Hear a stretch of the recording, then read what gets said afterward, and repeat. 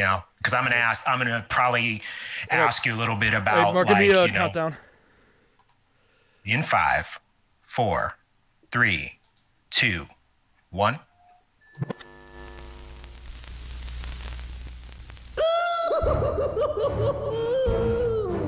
Greetings, citizens! You're now trapped in the nerd cage with your hosts Mark and Jay. We hope you have a smashing good time.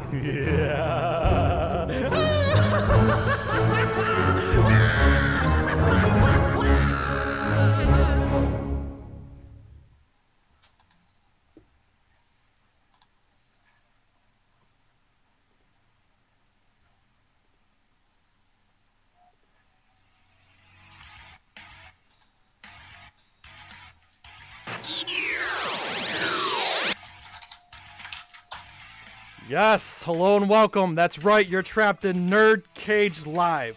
This ain't just a reaction show, but a debate show and a live discussion on everything that makes people like you and I tick. So thank you for joining us on the special edition. It is Halloween. Happy Halloween. So please hit that like button and subscribe. I'm your co-host Jay St. G, coming to you live from Syracuse, New York. And always with me, my man, the warrior from Wakanda, the fiend from Louisville, Mark Withers. Introduce this fine gentleman.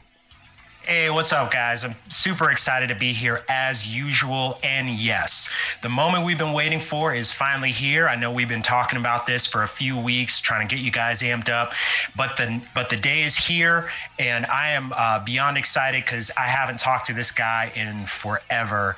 But without further ado, one of the guitarists from Whitechapel, Zach Householder. Zach, how you doing, man? Good. Thank you guys for having me. It's been probably, 8 years maybe since we talked in person, maybe longer. Yeah, probably about, I'd say like since 2012, 2013, something like that. Yeah, that's, yeah, man, it's been a hot minute, but man, it's good to pseudo see you kind of through the digital realm here, and it's nice to meet you too, man, for sure. Yes. Yeah, thank you guys for having me, man. Absolutely. No, thank you for taking the time off your busy schedule. I know you've been recording. I know you've had some projects. So thank you for taking the time off to hang with us. It really means a lot to the both of us. You know, of course. Really, very humble. Thank you. Yeah, of course, man. Outside of the album recording, we have nothing but downtime. So with COVID's made sure of that for us. So. Yeah. Speaking of that, how is the new album going? Like, I know that you guys are in the middle of recording. How's all that going right now? It's going great so far, man. I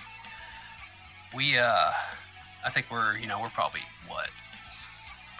2/3 of the way through everything right now. As far as we got pretty much 90% of all the rhythm guitar is done. We're over halfway done with the bass, and we've got a lot of the leads and the layers done, so it's just coming together. Since there's no huge rush, I mean, it's kind of nice actually. Yeah. Because we're not like hurrying to meet a super crazy deadline, and we're gonna get done with everything, get the vocals done, and I think we're gonna take off for Thanksgiving and everything, and then we'll do drums at the beginning of December. But we'll do that probably in Nashville or maybe Asheville too, because there's some good drum rooms there. So we'll see what happens. Yeah, right on. Pretty laid back, man. Yeah. We got some Whitechapel fans in the chat right now. Titan Goji from Texas, he's a huge fan. Elena Jett, thank you for coming in. Zombie username, she's excited to be here. She's like, I made it. And of course, our friend from Off the Beaten Podcast and the lovely Cindy Lou Withers. Thank you all for coming in tonight. Yeah, thanks for joining us. Wait, Cindy's in here? Oh no. Yeah. No, I'm just kidding. I had to give her a little shit. It's okay. That's awesome. Thank you all for the compliments too. That's hope you all dig this new album, man. It's gonna be something else. It's it's been a journey from the last one, so I think this one's gonna be a continuation of that journey. And it's just how music is. You're damned if you do, you're damned if you don't. You can't please everyone, so we're just kind of gotta do what we want. And the more people complain about it not sounding like the very first album, the more we're not going to do it. So fair point, man. Yeah, like, I was going to say it too. Like, I really dig The Valley. Like, I'm a big fan of that record. Yeah, same here. And I was kind of hoping that, yeah, like you would kind of go a little bit more in that direction too. So to hear that is like, it's really good news. Yeah, it's gonna be. I mean, it's still heavy, man. There's still a ton of heavy shit on the album. It's still angry. It's still emotional. But I mean, why? My thing that's always been about deathcore is like, you know, that genre, even just the name too, the subgenre name, like it's just so constricted, and it seems like a lot of people just follow our formula, and it's just. I mean, it's not what I want to do. It's not what any of us want to do. You know, we all like none of us. Maybe when we were younger, of course, but none of us sit down and listen to deathcore. We just don't. Right. And it's bad. It's just not. It's just a preference. Like we're all listening to so much different stuff now, and we want to expand with the music, man. We don't want to write the same album over and over again. Some bands can do that. Yeah. But we just. You know, it's like Opeth and Mastodon, bands like that, and Gojira, they can just, we want to step out, and we want to keep doing it. It's like every album is a little different, and I think Opeth and Mastodon are great examples of that.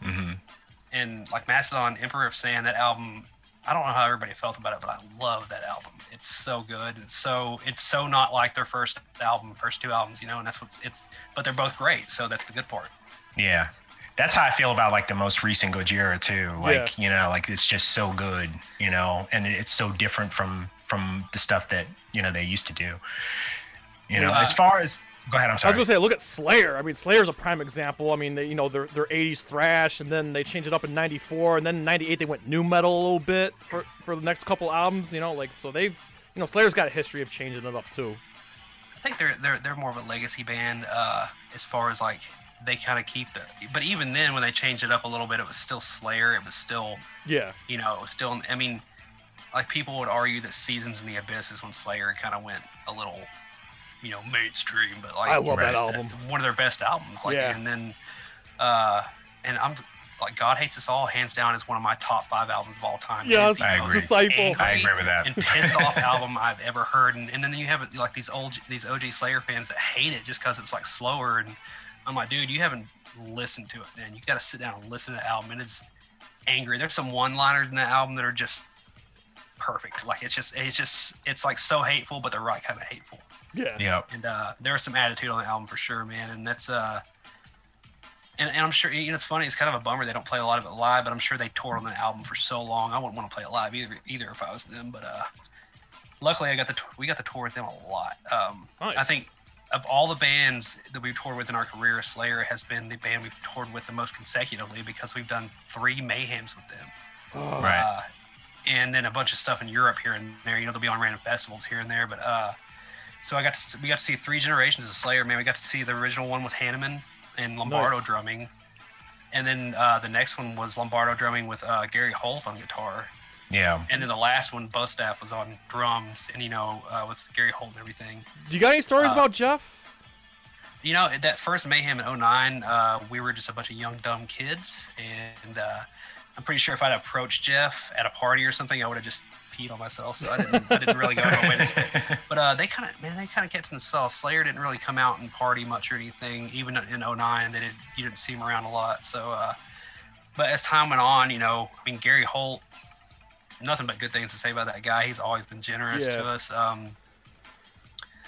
I know one time at this festival in Europe, I was talking to Dino from Fear Factory, and that was another band that's like, that band changed my life when I was younger. Yeah. I love them. I love Fear Factory. So I was hanging with Dino. We were talking, and he was like, "Oh, you want to go into Slayer's dressing room?" I'm like, "No, not really. That's scary." And he's like, come check it out." And I'm like, "Okay."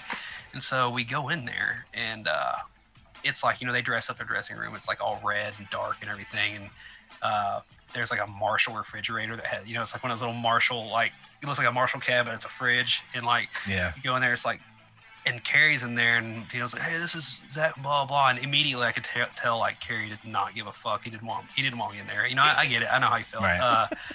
But so I made it real short, and Brian Slagle earlier on, I'd said, you know, if you see the Slayer guys, tell them hello.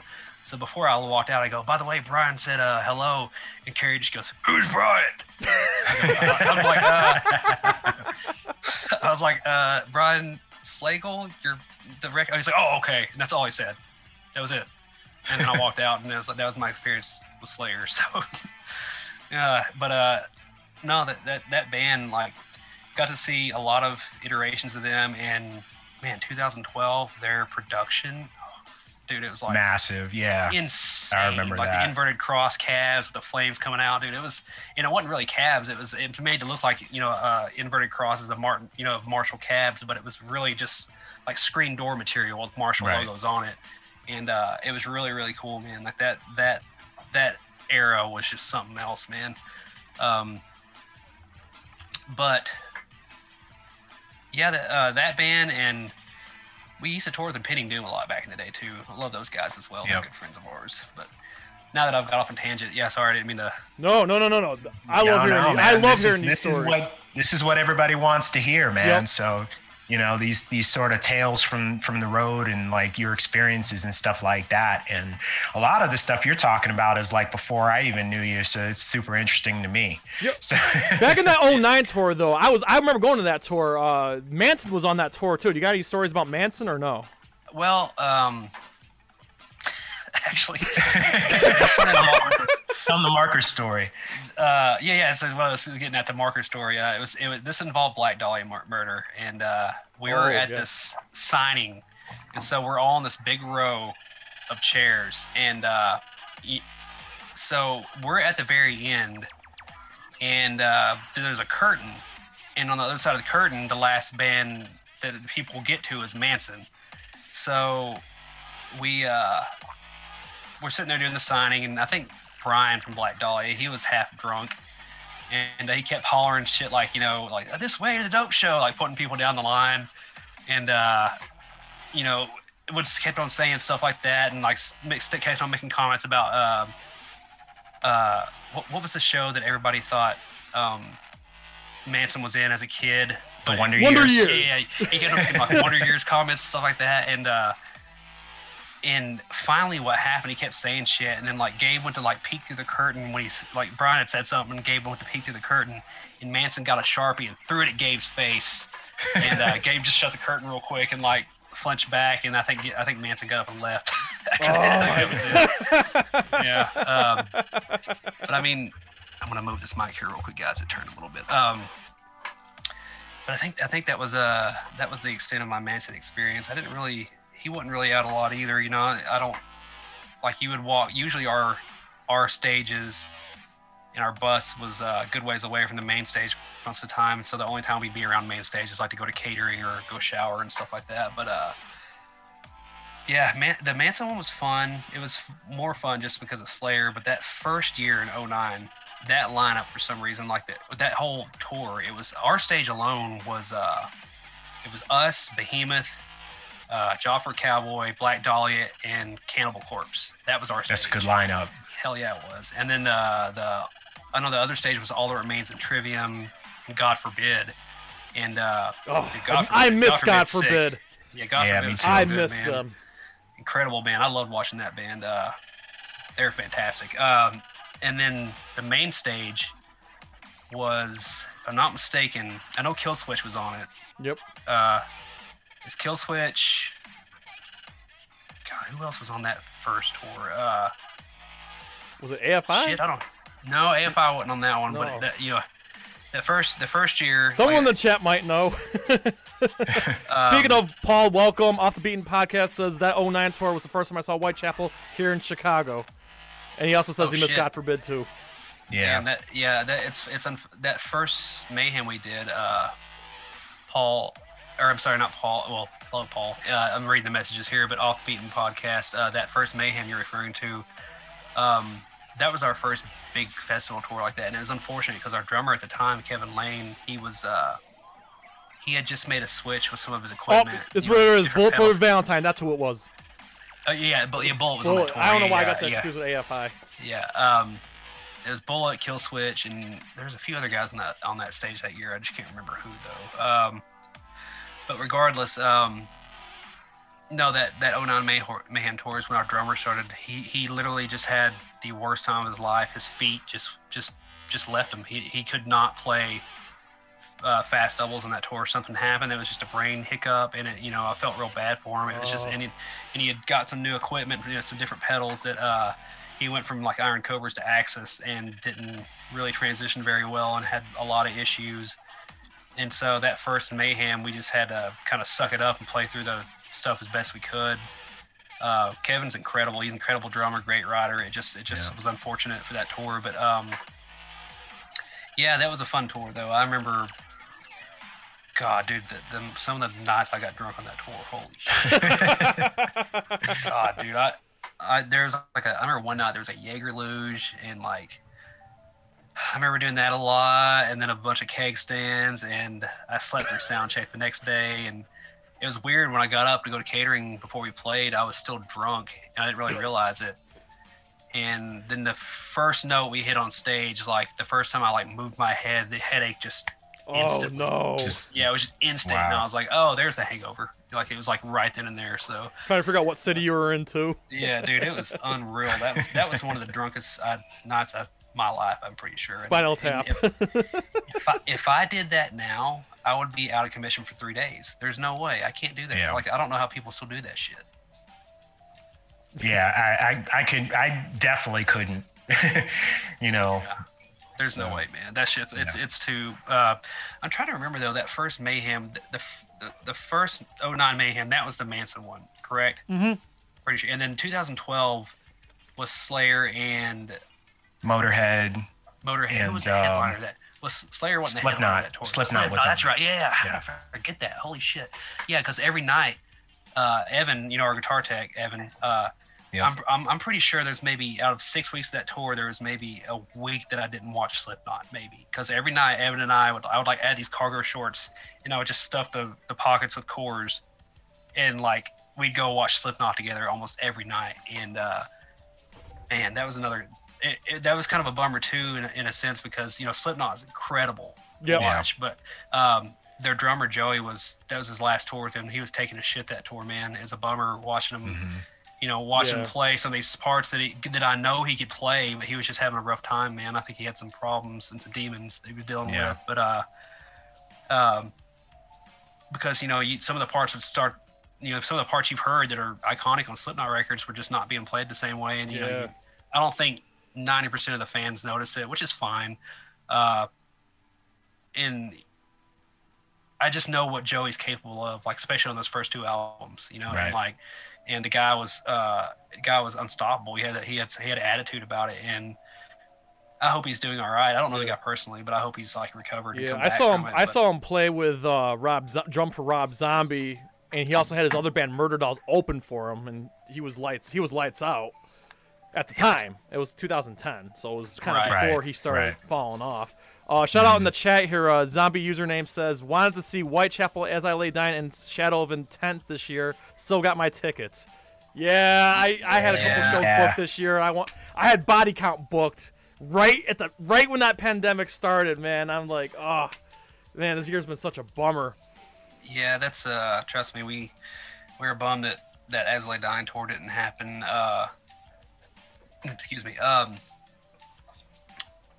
not saying it's not going to be rescheduled, but I'm not saying if it is rescheduled that it won't get canceled again. So I don't know.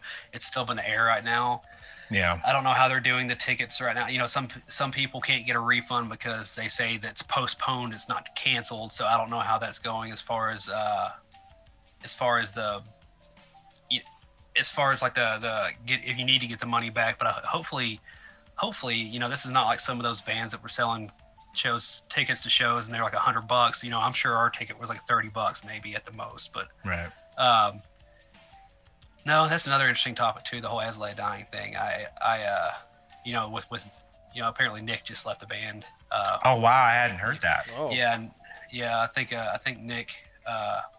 It was announced online at some point, but it's unfortunate, man. Nick is the one guy I do know the most in that band, and I love Nick to death. And who knows what's going on with that band as far as the inner workings go. But that is a shame. He's like the one dude that, like, you know, he'll meet you once for like 5 minutes, and then 3 years later he'll remember, like, and he'll remember your name and everything. Oh yeah, like he's just like the greatest dude. Move some stuff around here. Sorry, fellas.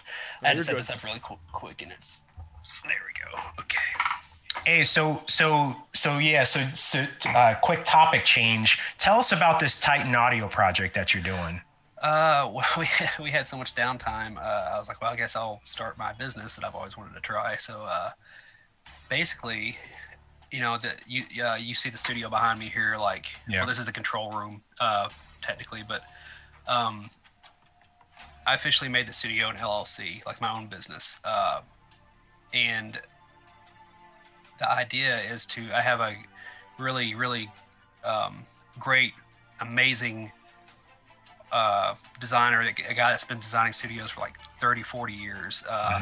His name is Roger Darcy, and he's had a hand in so many studios over the years, and he's doing blueprints for me to build a live room and another control room in the backyard. So I live on like 1.4 acres, I guess. So the backyard, more than enough room, so that the goal is to end up building that and really have a legit studio. And this is not, I don't want to be one of those guys that like, oh, check me out, I'm the musician and I call myself a producer, engineer. That's not the case, man. It's literally building it for me, and if I get to record bands in the process, that's great. I just want to do it for me, because like, this is so weird. It's so weird to say this, because some people are, I don't think some people would understand it, but I literally have dreams about that room being done and how excited I would be to have like a live room like that and to do drums. And like, it's silly, but it's like, I've got to do it. I've just got to do it. So,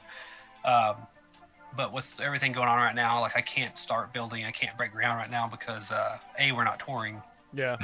B, even if I took like I was going to refinance the house and get that started for the down payment, but my materials right now, raw materials, like for building and construction, are unreal as far as the markup and price right now. So I'm just going to wait. But until then, the business is, obviously doing mixing, mastering, reamping, and stuff like that for anybody that wants to do music recording, obviously. And then I do, profiles for like Kemper and IR packs, which are like essentially visual. I can't talk. They are essentially virtual. You essentially take the soul of an amplifier, distill it, and put it in digital format. But there's the bad part is there's a lot that are done really, really badly. So I just figured if I'm doing this all the time, because literally, I nerd out for weeks at a time, and with different tube combinations, like tube rolling and like trying out different speakers and cabs, different mics, different positions. Like, I'm talking like weeks at a time of doing this shit, man. I'm like, why not try to make a little money off of it? And I'm trying to make, I do the profiles and make them and sell them as bundles so people can use them if they have a Kemper profile, or they can buy in what an IR pack is. But that's an impulse response. That's essentially, that is essentially the mic in the cab. So you pretty much take that sound and you put it in a file, and you can load that onto other virtual guitar heads and stuff like that. I'm trying to break it down as simple as possible without confusing anyone, but the idea is to make a little money off that on the side, and it's not going to be my main thing for right now. I'm just doing it for fun, and I'm selling it in the process, but it's kind of had to slow down while we're recording right now. But that's Titan Audio Project in a nutshell. It's just literally impulse response packs, Kemper profiler bundles, and studio and like pro audio services, pretty much. So I probably should have just led with that. Well, we had Joseph Spiller on probably about a month ago. Oh, he was great. And he was awesome. And he was, when we were talking to him, like, he was raving about your Kemper profiles. He was just like, yo, they're sick, like, you need to check them out. So I kind of wanted to just let you know that, and I didn't know if like you've talked to him recently or anything like that, but he was he had good things to say about it. If I'd have known, I would have sent him to Joe, man. Like, Joe, Joe's one of those people that I value his opinion, so I would have let him I would have done a promo with him and be like, hey man, I'll send you these if you bought them. That's really nice of him, man. But no, that's cool. That's really cool. I love Joe, man. Him and I will chat here and there every now and then just to catch up. And apparently I guess he's teaching now, right? He's at the University of Maine right now. He's like in student government, and he's doing some stuff with the school. I actually did an event with him. What's it been, about 3 weeks now, Jay? Like we did something together. Yeah, first week of October. Yep. Yeah. So he's pretty heavy into that, and I talk to him a few times a week actually. Like we talk pretty regularly. So he's a good dude. Yeah, Joe's great, man. He's super smart too. He gets down on himself sometimes, and I kind of wish he wouldn't, but everybody does that though. Yeah, like he definitely gets down on himself. Well, look at the times we're living in right now. It's tough for everybody. Yeah. Hey, we got a question in the chat here from Fardy McFly. He says, "How's COVID affected international shows? I hear some countries' stipulations are different than others. Have you guys encountered that at all, or planned anything?" I was literally just about to type that out to him, but since we're doing it, this is easier. A lot of places overseas still aren't allowing people from the U.S. to come over there, and not only that, a lot of Europe has changed a lot of stuff with its work visas too. Used to, you didn't have to pay to go over there and play shows, but now you're going to have to, because the U.S. has switched it up too. They're charging work visas as well, and it's out they're charging out the butt for it now. And it's, I think, between that and COVID, I don't know of any band going overseas to tour right now from the U.S. It's just not a thing. It's unfortunate because I'm not saying it would happen anytime soon, but it'd be nice to know that shows are starting to happen again, and that people can travel overseas and do shows and stuff. But man, I'm as of right now, I'm not saying there's not light at the end of the tunnel, but I'm not planning on touring until maybe 2022. Wow. Yeah, because I don't see a way of it being done to where it can be done to follow guidelines. Does that make sense? Right. Yeah, we're waiting for that vaccine. I mean, I've heard one big musician came out and said, that was yesterday. He's like, "I'm not touring until there's a vaccine. I ain't touring." I forgot who said it. I was bored on Blabbermouth yesterday, and it came up. I forgot who it was, but yeah, there's a lot of big name musicians just saying, "No, we're not doing it till there's a vaccine." I mean, some of these bigger bands have the money to take that break, so. But yeah, it's tough. It's been. No, it sucks because luckily I've been able to support myself to an extent, but I've had my savings I was depleted, man. It's like there's no way around it. If we're not touring, we're not making money. So that's why I started the business too. And unfortunately, it's unfortunate. I don't wish anybody to try to expand and learn and everything, but there's so many people out there saying I'm a producer, I'm an engineer, I can record your band, and they are in their bedroom with a $200 converter that but it's easy to take advantage of people that don't know any better. So it's hard to really get out there without. It's like you really got to advertise a business like a studio. You really kind of have to be a douchebag and be like, hey, check me out, check out all my stuff, and that's just not that's just not me. I'm not trying to be. I'm not trying to be like, in everyone's face all the time with hey, check out all the stuff I'm doing. I can't do that. I can't swallow that. I can't swallow my pride and just put myself out there like that. So hopefully it's just kind of I'll just kind of sit back and things will come along when they come along, and then I don't have to prove anything to anyone in the sense that I need to go out there and tell everyone hey, I can do this. I'll let them find out for themselves, and that's kind of the way I look at it. And I just don't want to. There's a certain watered downness to a lot of the production, audio, everything out there right now. Especially you see all these courses and classes come check out so and so's webinar with doing this and this and this. I'm like, you mean the guy that no one's heard of that's doing this because he's not recording any bands or any music, hasn't done anything professionally? Why would I listen to him? He might have he might be really smart, he might have a good grasp on audio, but a lot of that's instinct too, man. You have to record bands, you have to have done it a lot, and I don't care how good you are and with the technical side of it, man. There's some instinct in there that you don't get unless you do it. Right. So and it's real easy to sell this stuff to people and be like, hey, I know how this works 100%, but take it at face value, and then people really do, and they really think oh, well, this guy said this, so that's the way I should be doing it, when really they should be experimenting, trying everything under the sun, dude. You have to try everything. It doesn't matter if it's wrong. Yeah. Do it the wrong way 500 times, you only have to get it right once.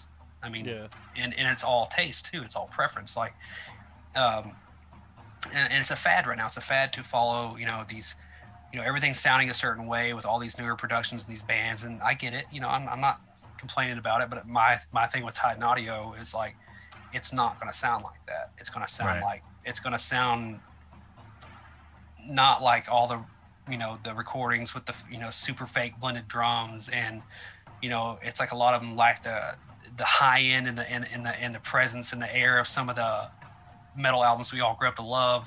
Right. And I'm not trying to be an old codger, but some of these recordings are so compressed and boring. It's like it takes the dynamics out of it, and there's no life to them. It's like, it's like they only care about if there's a sub hit and a breakdown. It's just like, I'm just not about that. So like, even if it is the music that I'm recording, it's going to have character. So hey, when you're not doing, I'm just reading the chat right now. When you're not doing working on Whitechapel and Titan Audio, do you have like any? Do you game at all? Do you play any video games, or do you have any favorite shows you've been watching during the pandemic? I'm just looking at the chat right now from Fardy McFly. Asked those questions. Yeah, shows I've been doing recently. I know Mark posted about this recently. It was the Lovecraft Country. Yes. Oh yeah.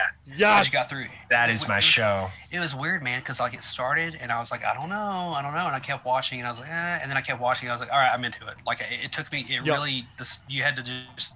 I'm not saying you had to dig in, but I was questioning it. I was like, is this gonna get cheesy? Yeah. Is it gonna get? But it ended up being great. That I started watching this show yesterday, this anime show about this.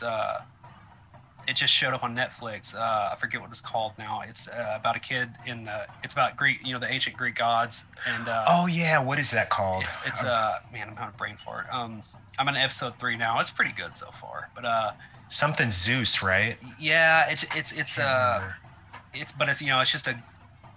far it's just a good gory anime, just something to watch through. And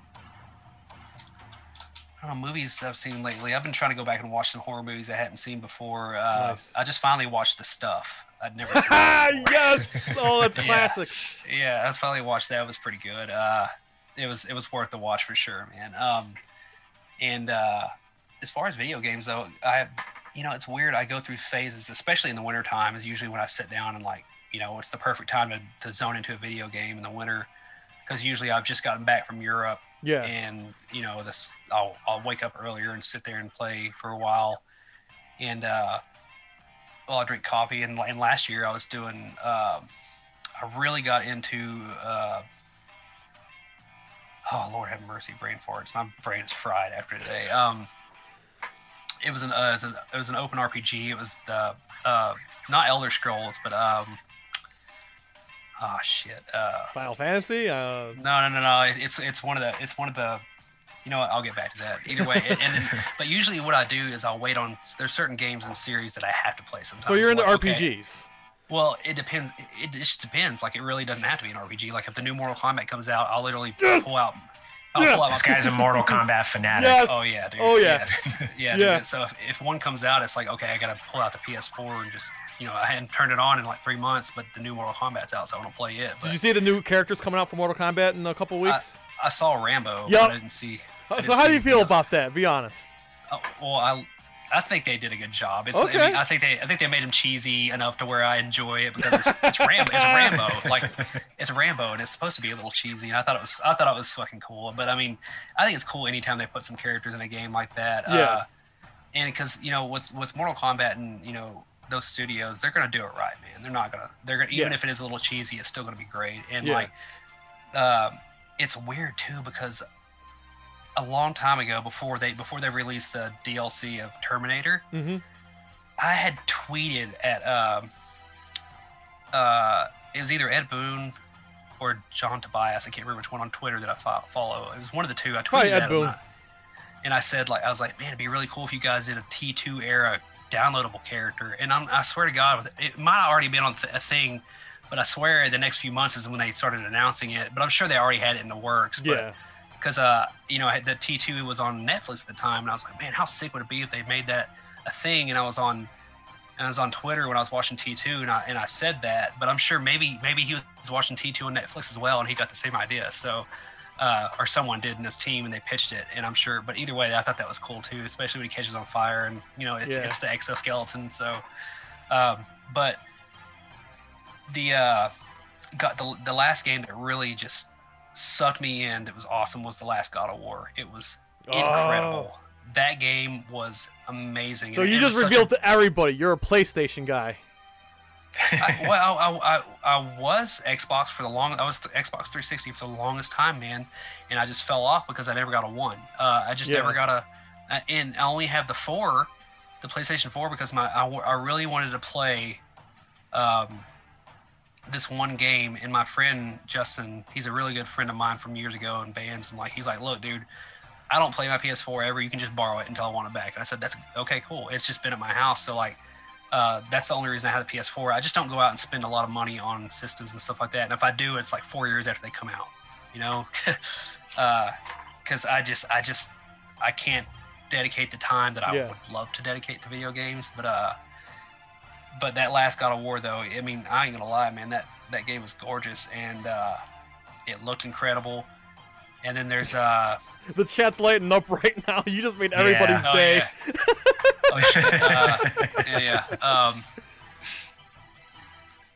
So Fardy McFly, what a name. The Boys, that show is incredible. Yeah, I've watched all that too. I did like it. Yes, actually, my man. Awesome. That question, I knew that question was going to pop up. Mark and I were actually chatting about that on Facebook at one point about, without giving any spoilers away, it was that scene where, Homelander was looking at, that girl when she was speaking that Nazi stuff, and he was like, wait a minute, I think that was a sign from Homelander being like, you're an idiot. This is a little too far. Yes. So I think Homelander's messed up, man, but I kind of hope at the end of the day he's going to wind up being like, anti-hero, it's like I'm a prick and I'm ruthless, but I'm not that big of a prick. Right. Yeah, I mean, at some point I feel like he'll turn the corner, right? Like he'll have like some kind of redemption, because really at the end of the day, this is just a guy who was never loved. You know what I mean? Like as a child, he was never loved. As an adult, he was never loved. And the people that do love him only love him because of his powers. And so maybe in season 3, or if we get a season 4, that personality will evolve into something better. That's what I'm hoping. I think that'll happen too, and I think I don't know. There's a lot of cool characters in that show, man. It's such a cool twist. Everything about that show is dynamite. Everything. Yeah. Everything. And, Carl Urban. I mean, come on, the guy rules anyway. So yeah, he plays such a good prick. Hey, so real quick, Off the Beaten podcast he has a question for you. Are there any bands right now that you're super impressed with, or bands in the past you've toured with that blew you away with their performance level? I can answer both of those with a band. I'd already liked them before, but when I toured with them, it just solidified it, and that's Discarnate. They're a band from the UK, and they're absolutely fucking crushing live. They're incredible. They kind of sound like if you took Dying Fetus meets Gojira, and their recording sounds incredible live. They're a 3-piece, and they sound huge. They're amazing. That band is super killer. And then a band that I've actually not a band, it's just a solo. Well, it's a solo project, but there's a lot of instrumental metal out there that's kind of labeled djenty and like progressive djenty and stuff like that. Whatever. I love everything. If it's good, it's good. I'll listen to it. I don't care. I've never cared about what genre anything is. If it vibrates with me and speaks with me, I love it.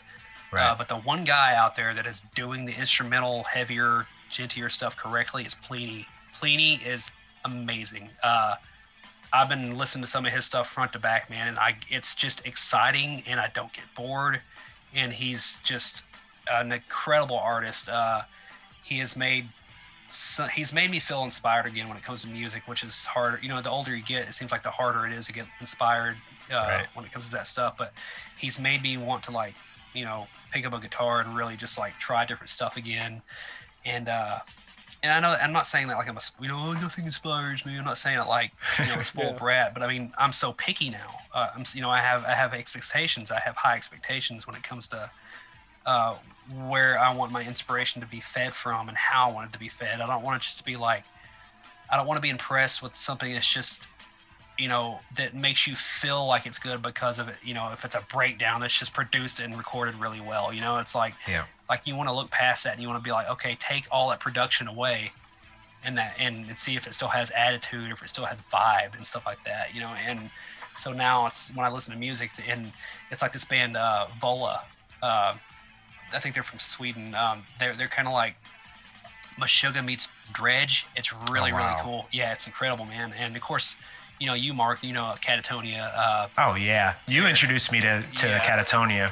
They never let me down, and I'm reading some of the messages here in the YouTube. Let's see, what song in your genre means the most? Yep, I was going to ask you that why? One too. Wow, that's a good one. Man, I hate questions where you have to single stuff out because it's so hard for me to answer. But man, like I'm about to like drop an NXS song or something, because there's some songs from my past when I was a kid that just mean the world to me. But it's like it doesn't make sense to anyone else but me, so it's really hard to answer. Cindy, let me think on that one for a minute. Actually, we'll come back to that one.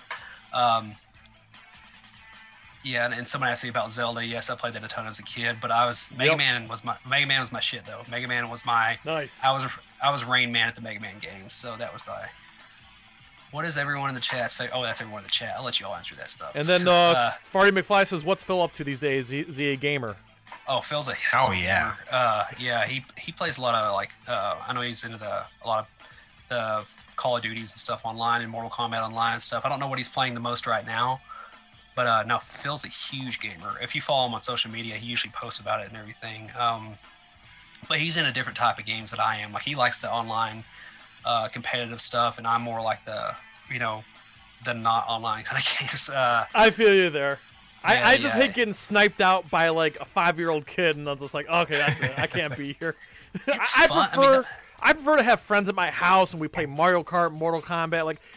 Online gaming is cool, but it's not the same when you have all your friends over and playing together. It's a lot better. That's just my opinion. I think I don't know. I think that I'm still thinking about Cindy's question too, so I'm trying to multitask. I think with the video games, the online stuff's fun for me for about 30 minutes, but I want to play the story mode of that game, of that online game, you know, and if it's a good story mode, it kind of makes me like the online stuff a little better, but because I just get behind it more. But the Skyrim, that was the game I was trying to think of earlier. Oh, okay, it's one of the Elder Scrolls games, yep. I got back from Europe one time, and I actually played it in Europe. I bought a Switch for that very reason, just to have something to do in Europe. Yes, I love the Switch. It's wintertime, it's cold, and we spent a lot of time in the venues, so Skyrim just kept me so occupied, and I was playing that one for a long time too, when I got home, and it gets to the point where I'm just like, man, there's so much shit to do, but it's hard to get it all done. But I want to get everything. You have a checklist of all the missions you can do, and I literally want to check mark by everything. But the more you check stuff off, the more missions open up. So you got to start picking and choosing. I haven't played Apex Legends yet. Yeah, I don't think being online and playing online with 15-year-olds would make me. It's like going to a skate park nowadays. I'm just laughing because it's Dion from Off the Beaten Podcast, and I can just picture him getting whooped by. He's a friend of the channel. We love him. Dion, you're the man. It's like if you go to a skate park now as a kid. You're an adult and you're like, I just want to cruise around, carve a little bit, and then I literally sound like a guy from the 80s when I say that, but like imagine going now and you see just 12-year-old kid there just doing tail whips and backflips, on a bike at the local skate park, and you're just like, well, I guess I need to go home now. So just not. So it's kind of cool though. These kids have access to so much more, so they can start learning earlier on at an earlier age. Yep. But this is a whole can of worms, man, with the social media and stuff, because it's not real life. It's not. Everyone's competing for the social media, and it's not healthy, the interactions you have on social media, because it's not real life. It's not a conversation. Yeah. Right. And I think it's getting to a lot of people and it's starting to really, really screw a lot of people up. But on the other side, with the internet, like, I mean, with the Titan Studios thing, I'm literally going through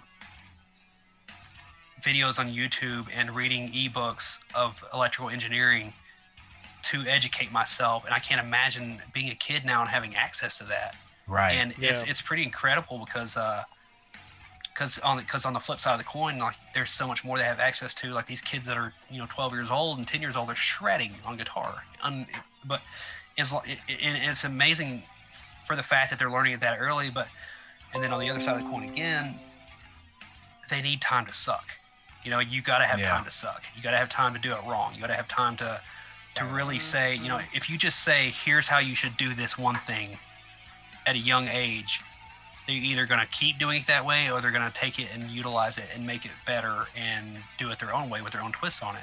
Right. It can go one of two ways. And I think the kids learning this stuff at earlier ages now is going to change. It's already changed things a lot. I mean, guitar alone has changed. The style of guitar alone and heavier guitar has changed a lot. Like Tosin Abasi style playing, stuff like that. Right. With the Animals as leaders, and just that whole style alone, Polyphia, it's different, and I'm glad things are changing. I'm glad things are going a different direction and evolving. That's the whole point. I just don't want to lose sight of what's important, which is, when I was a kid learning guitar, I was sounding out stuff in a bedroom with a tape player. I would rewind the tape and hit play again over and over again and sound it out on guitar. And now you can just look up a video of someone showing you how to play it. Or, you can just find guitar tabs online, which just tell you the numbers of where your fingers are supposed to go on the strings. There's benefits to all of it, but it's important to be able to, like, use your ear for music and use your ear to sound out stuff. Like, so if you learn all those aspects, that's great. But if you just learn one aspect of it, it's not going to help you in the long run. You need to learn all of it. And so, like I said, it's a blessing and a curse with the internet right now. And the interactions everybody's having online is a plus, and it's a blessing and a curse. And I see Twitter is a wasteland. Yeah. Of awfulness. Yeah. It's rough, but at least there's animal accounts, so that's all that matters. Zach, I got a question, man, because we're talking about guitar. Obviously the tragic event that transpired, a couple weeks ago, Eddie Van Halen. What did Eddie mean to you? Well, it's crazy. Like, Cindy was asking about the song earlier, and Van Halen had some songs I was thinking about as a kid too that really spoke to me. And when I say, it's weird because when I started really getting into music and guitar, I didn't go that route of Van Halen, but Van Halen was something I heard my entire life. And that was like the introduction to music, knowing that I liked music like that, man. I mean, even the David Lee Roth era and the Hagar era, man, and everybody either loves one or the other, but I think there was a certain freedom to the Roth era, a certain freedom and, like, just all over the place kind of writing. But then when they got Hagar singing, the band, like, was fine-tuned. Like, if you watch videos of them in that era with David Lee Roth, they are so tight live, it's sickening. It's like they were just phenomenal. And all that aside, when I was hearing that as a kid, it was ingraining stuff into me. Like, I would hear music like that, and it was like something about it was speaking to me.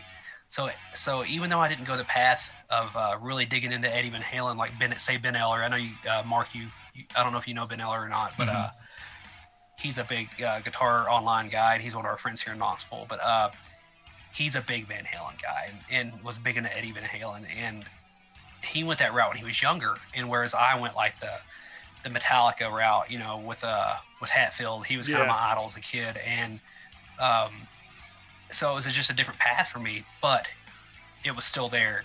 And as I grew up, man, like I kind of rediscovered Van Halen again in high school when I was watching the Toy Machine Welcome to Hell video. It was a skate video, and there was one scene in it that had I'm the One by Van Halen on it. I was like, man, this is a sick song. And I was like, that's Van Halen, that's great, and then I kind of picked up Van Halen again in high school, and even then I was still just like, it was still just ingrained in me. It was still just giving me influence that I didn't really know I was getting, because I wasn't listening to him nonstop like I did some other bands. But I mean, Eddie Van Halen was a part of my life my whole life, and whether or not I was listening to him all the time, he is one of the reasons like that opened the doorway for me to get into other stuff. You know, I can't deny that. I'll never deny that.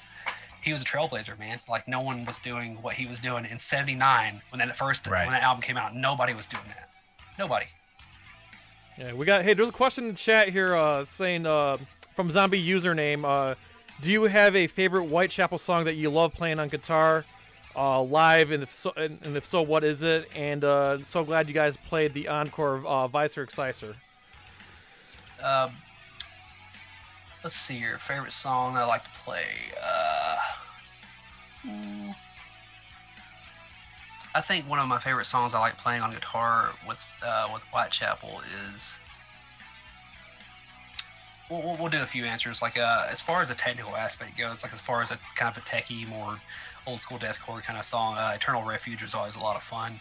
Yeah. As far as a song that's like impactful and huge live, Brimstone and Hickory Creek, I love playing both of those songs live a lot.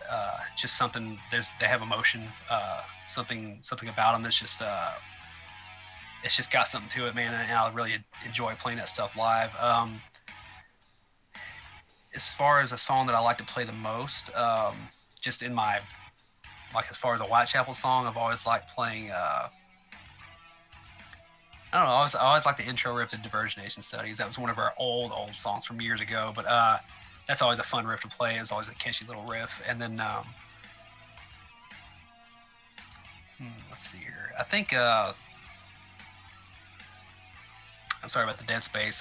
It's just a hard question to narrow down, man. Because like I gotta think, because I hadn't played live in so long now, and I haven't played through our songs in so long now. Yeah. It's like I have to remember. And there's so many now. Yes, there's a lot of songs. Yeah. I like a lot of the songs from the Endless War era too, man. Like Saul's fun, but we played it way too many damn times. I will always play that song live, but I mean I've just played it way too much. I really like playing. I know we haven't played it live, but I really like playing the riffs in Blacked Out. That's a fun song, man. That's a good one too. But yeah, Vicer's fun, man. Vicer's just another one of those songs we played a lot too. But yeah, we'll still bring it back and play it every now and then. Very nice. It was. Yeah, so I'll have to answer your question. I know it wasn't very exciting. And your favorite brand? Fardy McFly asked your favorite brand guitar. You know, I mean, I play RSTDs now, which is a company out of the Netherlands. They're incredible guitars. They're amazing. They sound incredible. I never would have believed it until I picked one up and played it. But so I have to get. I mean, that's my favorite right now. But I still love ESPs. Like ESP custom shop guitars are phenomenal. They're built incredible. Nice. I like Ibanez a lot. They play well. I've just never been a fan of the wood that Ibanez is usually made with. As far as how it sounds tonally, the basswood is just not my thing, and they're not bad guitars by any means. Ibanez makes fantastic guitars. It's just not ever been my top tier when it comes to guitars I would pick right off the bat. But when I pick one up and play around on one, Ibanez, they always feel great. They sound great. I've had a lot of Ibanez's in the past, actually. There's actually one hanging. Well, no, it's not in the room right now, but there's an RG 7-string that I've had for forever. That's nice. Always in the studio. But I mean, I've had that thing for years. But no, yeah, those PRS makes some. I mean, if you're getting a boutique guitars, PRS makes incredible guitars. I'm to the point now where, like, you know, the lower bass line, like you know how you have Gibson has Epiphone, ESP has LTD. It's hard for me to really find one of those and not find flaws in them now, because I just know what I'm looking for in an instrument. And so that's why, like, you know, sometimes you'll get one, get like an Epiphone or an LTD that's just great. You know, there's a possibility, but sometimes, you know, they're not as good, some are not as good as the other. But that's what's going to happen when you have a company that's producing mass quantities of something very quickly. You know, it's you get what you pay for, and that's so true when it comes to guitars for the most part, especially bigger companies like that. But yeah, RSTs, man, that's been my company for almost 4 years now, and they're incredible instruments. Pappas is making incredible instruments. Halo's making incredible instruments. There's some other companies out there that I feel are really trying to push to be on top, but they're doing quantity over quality, and it's starting to ruin their name. And I really hope that some of them pick up on it, because I've seen some funny stuff out there, man. And I'm just like, what are y'all doing?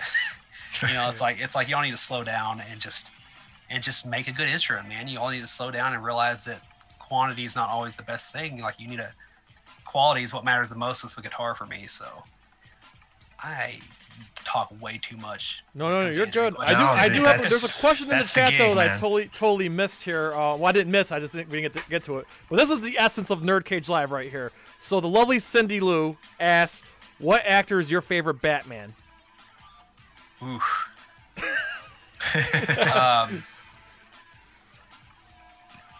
Definitely George Clooney. What? All right. Good night, ladies and gentlemen. No, I'm just kidding. No, I think Keaton. Keaton is nostalgia for sure. Yeah. Because I grew up with that one. Right. So I mean, he gets a pass no matter whether or not he fit the part. I think it was a really cool take on Batman. I don't think anybody expected the Tim Burton Batman to do what it did. It was just a cool vibe, and we all grew up with it. I think. Christian Bale looked good, and he pretty good Bruce Wayne. I couldn't get behind the Batman voice though. Thank you. Yeah, Thank you. That's ever. And I also think those movies were really cool, but they weren't. I think the Joker one, that was the Dark Knight. Yeah. That one, I mean, I don't know if it makes you wonder if he hadn't passed away, if it still would have been as legendary. Because then after he passed away, you think about, he was really playing this role so hard that's what killed him. I mean, in a sense, because he was taking I'm just going off what I heard though. I don't know if it's true or not. Correct me if I'm wrong, but he was taking stuff to stay up later and apparently that didn't help him with however he passed away and everything. But but I like to think that even if he was still alive, which I wish he was, that film still would have been as legendary as it was. But either way, that film is incredible. Phenomenal. It's one of my favorite ones for sure. But of that whole series, Christian Bale was not bad for me, but he was not my favorite. Minus the movies, I think Ben Affleck is killer as Batman. Yeah. Yes. I think that's kind of what we think. I think he looks great. I think he plays both roles really well. I love Ben Affleck to begin with. I think he's a great actor. He is. In Batman versus Superman, when you finally get to see that scene at when he's going to save Bruce's mother. Yeah. When you finally get to see Batman let loose and start whooping ass, dude, I was like, I'm sold. This is if they can make him look like this and be as killer and I'll always support Affleck as Batman if he pulls this shit off like this, because it was great. I like Val Kilmer too, man, but that was when Batman started getting a little silly. I mean, I watched that movie a lot as a kid, and I love Jim Carrey. Yeah. Jim Carrey, close to my heart, man. That guy is phenomenal. I love almost everything that guy has ever done. But the Riddler was kind of silly. But yeah. That was when Batman got a little silly, and I think Val Kilmer might have done well if the movie wasn't. Was that Schumacher? Yeah. That was Schumacher's first one. Yeah. So I think it could have been like that. That one as bad as Batman and Robin. But I think it could have been if Val Kilmer had been in a different style Batman movie. It could have been okay, maybe. I don't. He looked good. He looked the part too. He looked good in the outfit. Minus it looked a little silly, but the face looked good too. Yeah. Right. So George Clooney, love him, but he was not my. He would have never ever been a first pick for a Batman for me, and I was not into the actor they got to play Robin, Chris O'Donnell. Chris O'Donnell, yeah. Yeah. That whole Schumacher era, especially Batman and Robin, was just on par, on another level of just, I don't know what the fuck was going on. Well, they were trying to go for the 1960s camp, and they were trying to the studio wanted to make toys and this and that. I mean, Mark and I, we if one of our earlier episodes, after Joel Schumacher passed away, we went in a little bit of depth about those movies a little bit, because there's a lot of studio interference with that. I don't put it all on Schumacher, but, it's just... I think Schumacher had... I think he could have fought a little harder to kind of get his vision across, but really it was the producer, John Peters, that was like, we have to make the movie this way, because he wanted it to be more kid-friendly. He was trying to tie it in closer to the Adam West Batman. Yeah. He wanted right, to be right. Which I totally so. see. I totally see that, and I totally like I said, I still watch it with that point of view. Like I get this, I get it, I totally. But it wasn't my favorite. But I mean, it's just there's just the bar had been set with some other Batmans, so it was like it's hard to go back. It's hard to backtrack, and then it's like I said, man. It's like the Christian Bale ones were for me. Minus the Dark Knight, because it was just something about that was just a good vibe for that movie. It was perfect. Yeah, I think they were 60 to 70% of the way there for me. Right. It's like it was like almost, but I was like, I'm not flipping out about it, but it was still really cool. There was still a good vibe. There was a vibe, which is I think the hardest part to create with those movies is the vibe. Mm-hmm. And then, like I said, man, if I hope Affleck keeps playing Batman, dude. I think he's killer. I think he's great. I think if they get him in a good movie and they do it right, I think he could be killer. He's in the reshoots right now for Justice League as we speak. I heard about that. They're reshooting Justice League as we speak right now, and I'm glad that Affleck's a part of it. And it's nothing confirmed, but the rumors of Affleck in like a prequel Batman miniseries on HBO Max, those rumors won't die. So I wonder if there's any truth to it. That. And I got since we're talking about Affleck, how do you feel about Pattinson from what we've seen so far? I think he's a phenomenal actor. So I have total faith that he could probably. I'm not going to judge until I see it. I know the pictures are weird. And I'm never going to judge something until I finally see it in action. I think it could possibly be cool. I just got to see it, man, because I love the stuff he does. I think he's phenomenal as far as. His work in other movies. I mean, I just watched Lighthouse recently, and it was... Yes! I recommended that to Mark to watch this weekend. Yep. I'll be watching that this week. No, I haven't watched that. I watched some of his other stuff, like Good Time and The Rover and a couple other ones that he's done like a few years back. I mean, I'm a fan of him, and I really... I really hate when people are like, oh, like they got the guy from Twilight to play Batman. It's like Twilight was like what, like 10, 12 years ago. I just don't even like. I don't count him as. I just don't count that as part of his my opinion when it comes to judging him on an actor. Right. I mean, they probably said, hey, we'll do this one movie and once they did it and it blew up as big as it did, they probably said, hey, we'll give you a lot of money to keep doing it. He said, okay. I mean, shit. Right. So, the Lighthouse sold me on him, is what sold me, is Lighthouse. Yeah. Robert Sparkly Face Pattinson. Funny. Yeah, I mean, and that's the thing is like, that was 10 years ago. He's done a lot of movies since then. He's really taken the time to like. And those were like indie films too. Like Twilight was like a big budget film. While this is this other movies have been like indie films. Like you got like and you got to respect. I feel like you got to respect an actor who has the opportunity to do like the big budget films and kind of like do the high profile films, but takes a step back and does like the smaller, more interesting stories and does that in a way that kind of helps him grow as an actor. And that's really what I think that, Pattinson and like Nicholas Hoult and like some of those guys, that's kind of what they've been doing, so I'm here for it, man. I think that new Batman movie's gonna be good.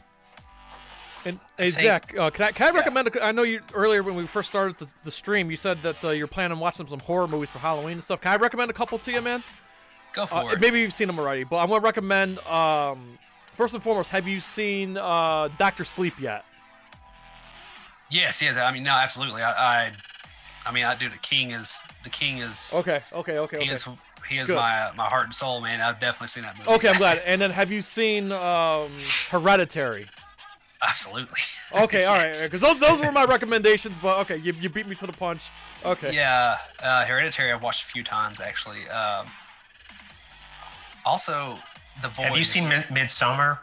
Oh yeah. The other Ari Aster movie? I know you didn't like it. Oh God, I hated that movie. Oh man, I watched my first experience with it was the extended version in theaters, and God, what a stressful ride, man! Holy crap! I don't know, dude. I loved it. Something about it. I love the movie, and you're not the only one, dude. You either like that movie or you hate it. I mean, it's a real divisive movie. Yeah. Like I don't know. Like, I'm thinking too that there's something about like seeing it in a theater versus watching it at home, like that probably doesn't like translate. You know what I mean? Because everybody that I know that really likes that movie, they're like, oh, it's visually like stunning. Like, it's amazing. Like, I didn't get that off of just my normal TV screen. So I think, when I saw it at the theater, like I haven't watched it since then because I feel like it wouldn't be the same. You know what I'm saying? Like I've made myself not watch it since then for that very reason. I'll go back and watch it again at some point. But if you guys hadn't seen a movie called The Void, that's one I've been on and off with lately too, as far as a really good Lovecraft type Hellraiser movie with kind of some vibes of The Thing and everything, but it's done well and it's creepy. It's got a vibe. You know, the movie's just very eerie. It's kind of, if you guys see that movie Devil, that was the elevator movie? Yeah. You know how that whole movie kind of had a vibe and it's very eerie and like you felt uncomfortable the whole time. Like that's kind of how this Void movie is. You should definitely check it out. All right. Cool. I got a question because I know we got some people in the chat here who came from another channel called Monstrosity. So I'm a big kaiju fanatic. So I gotta ask you, Zach, you like any kaiju movies at all? Godzilla, King Kong, anything like that? Oh God, dude. I grew up on that shit. Yes. I grew up on old Godzilla movies. Like I used to watch. TNT used to have every Friday or Saturday. They had like Monster Vision. Monster Vision, yes. Yeah, and I grew up on that stuff, man. Godzilla, like that's why everybody talks shit on these new Godzilla movies. I'm like, dude, you're seeing Godzilla with a multi-million-dollar budget, and he looks incredible. Just shut up and enjoy it. You know what I'm saying? Like, just enjoy the awesome, like the phenomenal graphics that they're bringing Godzilla to life with, and making it just huge and like. Man, yeah, because every time a new Godzilla movie comes out, I get so excited. Because I mean, the little boy in me is like, it's just like watching the Avengers. Is you get to see the shit you read about your whole childhood and on pages, and you see it brought to life in a good way with a huge budget. And even if the movies aren't that great, for some movies, the DC stuff and everything, it doesn't like just enjoy it. I mean, you don't have to love it after it's said and done, but just enjoy it. Like, but yes, the monster movies, like the old Godzilla movies, absolutely, dude. Did you hear about Godzilla Singular Point? No, I did not. Okay, so they just announced it last week, so it's okay. I'm glad I get to be the one to tell you. So it's gonna be on Netflix next year. It's an anime series, brand new anime series. It's not just a anime movie. It's an anime series. I think they're doing like 12 episodes. But they did a few, didn't they? They did like 3. Yeah, they did 3 anime movies, but now they're doing an anime series. Totally different. Nice. Totally different. You can check out the trailer on YouTube. But yeah, it's called Godzilla Singular Point. It's coming on Netflix next year. I'm pretty excited. Listen, I didn't like the anime trilogy personally, but I'm excited for this. I really am. The trilogy was like okay, it had its parts, but I'm like, I didn't really know where it was going, like where they were trying to go with it, and I was like, I felt like they didn't really finish it. So I thought it looked great. It looked phenomenal. Yeah. It was animated fantastically. I just that and like there's that I know I watched the first series of that Attack on Titan. And it was really good for like a monster movie too. A monster kind of like anime, but I never got to see any seasons past it. But I kind of feel like if they took that vibe with the Godzilla anime, it might be really cool. Or that if they go over the top with it, it could be cool too. I just feel like the anime one, the 3-part one, was a little over the top, but it was in a good way though. Well, what anime is not over the top most of the time, but but yeah, no, that's cool though. I'm excited about it. It's like I love, like I don't sit down and watch a lot of stuff unless it's something that really intrigues me anymore. It's especially animated. It's got to be something that's really cool.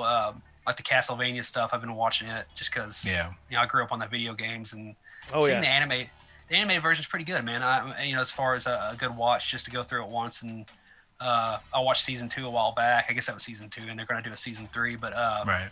That was good, man. It wasn't like, it didn't, blow my mind, but it was like, it was definitely entertaining and done well. I mean, it's cool to see video games brought to life in the sense that you play them your whole life, and it's definitely that Symphony of the Night era, and stuff like that. So it's like cool to see that animated. But no, the Godzilla, when it comes out, I'll be on top of that, man. I'll be excited about that because I don't know. I can't get enough of seeing the old movies like that brought to life in different ways. Yeah, we got Godzilla vs. Kong coming out next year, so I'm hoping it's good. The end of the last Godzilla movie kind of left it off for that, didn't it? It was, left like a cliffhanger. And yep. Thing is, man, like I don't want. It's like a part of me doesn't want one to kill the other. I want them to team up and like kick someone's ass, you know. So yeah, yes, that's what I want to see. I've heard some things. I'm gonna keep my mouth shut, but yeah, I've heard some things. But yeah, did you ever see Kong Skull Island? Yeah, I did. Okay, yeah. See, that's great. It's part of that same, monster verse as the, right. The two that's Godzilla what I thought. movies. It was the same verse, like because they mentioned Skull Island in the movie, and I thought that Skull Island wasn't that bad either. I mean, I loved it. Minus the plot, like whatever. Get over the plots of these monster movies. You're watching it to see these badass characters that are monsters, and so watching it, I was just like, I was like, this is cool, man. This is like, it was a lot better than the. Was it Peter Jackson that did the King? Oh yeah, I remember that King Kong. I mean, I love Naomi Watts. I think she's gorgeous, but I did not like that movie that much. I know it was a classic remake of the old one. Yeah, right. I get that. And the first 33 movie still holds up. I still love the 1930, and I even like the Jessica Lange 1976 movie with Jeff Bridges. 76. You're right. Yeah. I still like that movie too. I mean, Peter Jackson movie was all right, but I still like the old ones better. But Skull Island, I enjoyed because that was just a monster romp, and you had Sam Jackson and John Goodman and Brie Larson. Like it was a solid cast, and it was a fun movie. Yeah, and Brie Larson is I think she's phenomenal. I loved her as Captain Marvel. I don't know why everybody gave her so much shit. I'm not a fan. I'm not saying she's not talented. I'm just not a fan, but she's talented. I'm just not a fan. I love she kind of had a snappy little smart-ass character with Captain Marvel, and I loved it. I don't know why. It was just like I thought she pulled that role off really well, and that was another movie too that was great. I thought Captain Marvel was great. I refused to watch The Last Avengers. I didn't see it until probably a year after it came out. If not maybe a little longer, but I refused. I hadn't seen Captain Marvel yet, and I was like, I know I don't have to see it, but I want to see everything in order.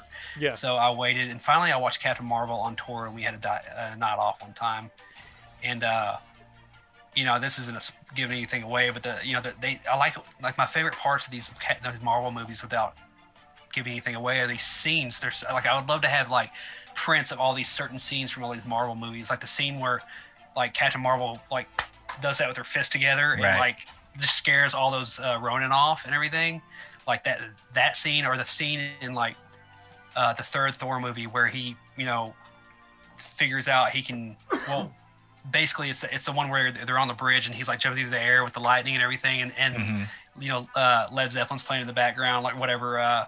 But that scene, like that scene, the ones that like they literally almost make me. I had to watch them over and over again because it's like it was just that cool. And when you create something like that with a movie, man, like you're doing it right in my book. Like there's something you can do the flashy shit all day long, and then I won't remember one bit of it. But when you do it right, and I feel like that's where the artist part of it comes in the creative part. You have somebody calling the shots. It's like, do it like this because this makes sense. This is what feels right, as opposed to someone that says like, this is how you do it by the numbers. But and I lost the train of thought. I know I lost my train of thought. I know I got on a rant again. But I agree with everything that you just said, particularly like for me, and I've mentioned this on other, like in our podcast and stuff. For me, it's like the small moments, like even in these like big like blockbusters, these big spectacles, like you mentioned Captain Marvel, like there's a scene where like she starts to get like she starts to harness the Power Stone. Like she understands like, okay, these are my powers. There's like just a small moment where she's just like this, like, oh, that's pretty cool. And it's like, it's not like your typical like moment of like, oh, I'm powerful. It was just like, cool. You know what I mean? It's just like those little choices like that kind of humanize those characters. And I think that really like is what makes a lot of these characters special. Well, and not only that, like you have the different take on like the guy that did the last Thor movie. Taika Waititi. Yeah, he's from New Zealand, right? Yeah. Yeah, and he does the voice of Korg. Is that his name? Is that the big guy's name? And there's just something about you can see his personality through that whole movie and his wit, and it was a totally different take on a Thor movie, but in my opinion, it was the best Thor movie they'd ever done. I agree. And I'm like, why isn't this stuff like this happening more often? And maybe they didn't know it was going to be that good, but it's like this guy needs to do this more. He needs to do like this is a perfect fit. And in the last Avengers movie, I get like Thor, he'd had a lot of attention, and they kind of took the attention off Thor for that last Avengers movie, I feel like, and they didn't make him as badass as he was, and I mean, he was a fat drunk in that one. Yeah. So there was some questionable stuff in that movie as far as I didn't read the whole series, the Avengers series, as far as the comics go. I was more into Spider-Man, but right. I didn't read that whole series as a kid, so I don't know how much of it goes away from the comics and what doesn't. But in the comics, I'm not sure if Hulk ends up being a half and half, like half Banner, half Hulk. I hated what the MCU did to the Hulk. I really do. I didn't think that was like, but maybe but in the back of my, I agree, I was not into it, but in the back of my head, I'm thinking like, maybe they did this to take the emphasis off these big badass characters and give it on some of the other ones that, are still badass, but they get overshadowed by ones that are clearly more powerful. But, so I kind of looked at it that way, as in like, because I mean, let's be honest, man, like, Black Panther's badass. Black Panther's the shit. Captain America, that's another one of those scenes. The scene where they all finally come back through the portals, and he says, us Avengers assemble, and he catches the hammer. Like that scene, like I'm getting cold chills thinking about it. Dude, like that. Worthy. That scene, I want that. That's another still shot I want from one of those movies, man. Like you can't. They either caught lightning in a bottle, or someone just knew like this is how this needs to happen, and this is how it needs to make everyone feel, and this is how it needs to be portrayed on the film, and that. So whoever, is calling those shots in those movies, even everybody gave Endgame some shit, but it's like. It was still killer, man. It still had parts. It was totally. It's a popcorn flick. That's how I look at it. Yeah. It's not a movie. Like it. It's not an Academy Award movie by any stretch. But it's one of those turn your brain off. It was hella entertaining. Like it was a finale. It was entertaining. Like I don't like it as like the story itself. It's just so damn entertaining that you can't look away. Well, I think they covered some story in it too, which was like, you got to have some downtime to cover story and really set it up. That's and yeah, I mean it's whatever. So they had was it 4 Avengers movies? You had the first 4. One, then Ultron, and then Infinity War, and then Endgame, right? Yep. So I think they had 3 out of 4 that were pretty damn good. Ultron wasn't. See, that's where I checked out. I mean, Ultron's not as bad as people make it out to be. I watched it again recently. I'm like, I remember not liking it when I first saw it. And then I watched it again like 2 months ago. And I was like, this movie isn't as bad as I remember. I think the expectations were so high, at least for me. That's why you got to like turn the expectations down. You gotta, like, okay, fresh. That was hard, but you got to have like a clean slate. And then like, I think Ultron, that's how you had to get Vision into the picture, because Vision was a part of that story, and that's kind of how you brought in Vision. And I mean, you had to get him in there. You couldn't do it without him. Right. And let's be honest, dude. Scarlet Witch, she's a badass. Holy shit. She needs to be like that's why I liked about the last Avengers, because like I said, it really took the main big characters down. You expect to see smashing and ruining everything. And it really let the smaller characters like come out and just like start kicking ass, especially towards the end there. So it's like, I think they had a reason for doing it, because there's so many good characters and so many good superheroes, and that was another heartbreaking thing of Black Panther actor Chadwick Boseman. Boseman. Yeah. Man, I did not expect that. I didn't see it coming. I didn't know if anybody knew. You would have never been able to tell it, like, in the movies and everything, like you would have never known. Yeah. He was, But, yeah, that he was was- swole. Like he was, Yeah. jacked. Like I didn't even think so either. But if you watched The Five Bloods, which is on Netflix, really good movie. Yeah, he's much highly better recommended than- by Mark. That's like, It's a great movie. It is, but he did look rather thin in that movie. And then the other pictures came out, and then we got 21 the Bridges, news. he looked smaller too. Yeah. Gotcha. But he didn't look sick. Like, Yeah. you know what I mean? Like, I watched that not even knowing anything, so. I'm gonna have to check that one out. I think somebody had mentioned that one to me as well. I heard somebody I saw, you might have actually posted this, Mark, I'm not sure, but somebody made the comment that who played the bad guy in that Black Panther movie? Michael B. Jordan. Michael B. Jordan. Yeah, Michael B. Jordan. Someone said like rewrite it and make it to where he comes back from the Infinity Stone and picks up the mantle of Black Panther. They use like one of the stones and like go back and get him, and somehow he doesn't end up bad, and then he takes up the. I would support that. I think it'd be cool to rewrite it that way because I think he'd play a good Black Panther too. Well, I think Michael B. Jordan's got a busy slate ahead of him if all the stories are true about him. We just talked about last week that he's possibly directing Creed 3, and he's going to start a black superhero universe with Static Shock. So. Oh damn! Okay. Yeah. That's pretty rad, dude. Holy shit. Yeah. No, I look forward to it. Like I said, that man. I've been a fan from that man from the get-go. When I first heard about Creed, I lost my mind. And yeah. We're gonna be doing a look back next month. Spoiler alert. No,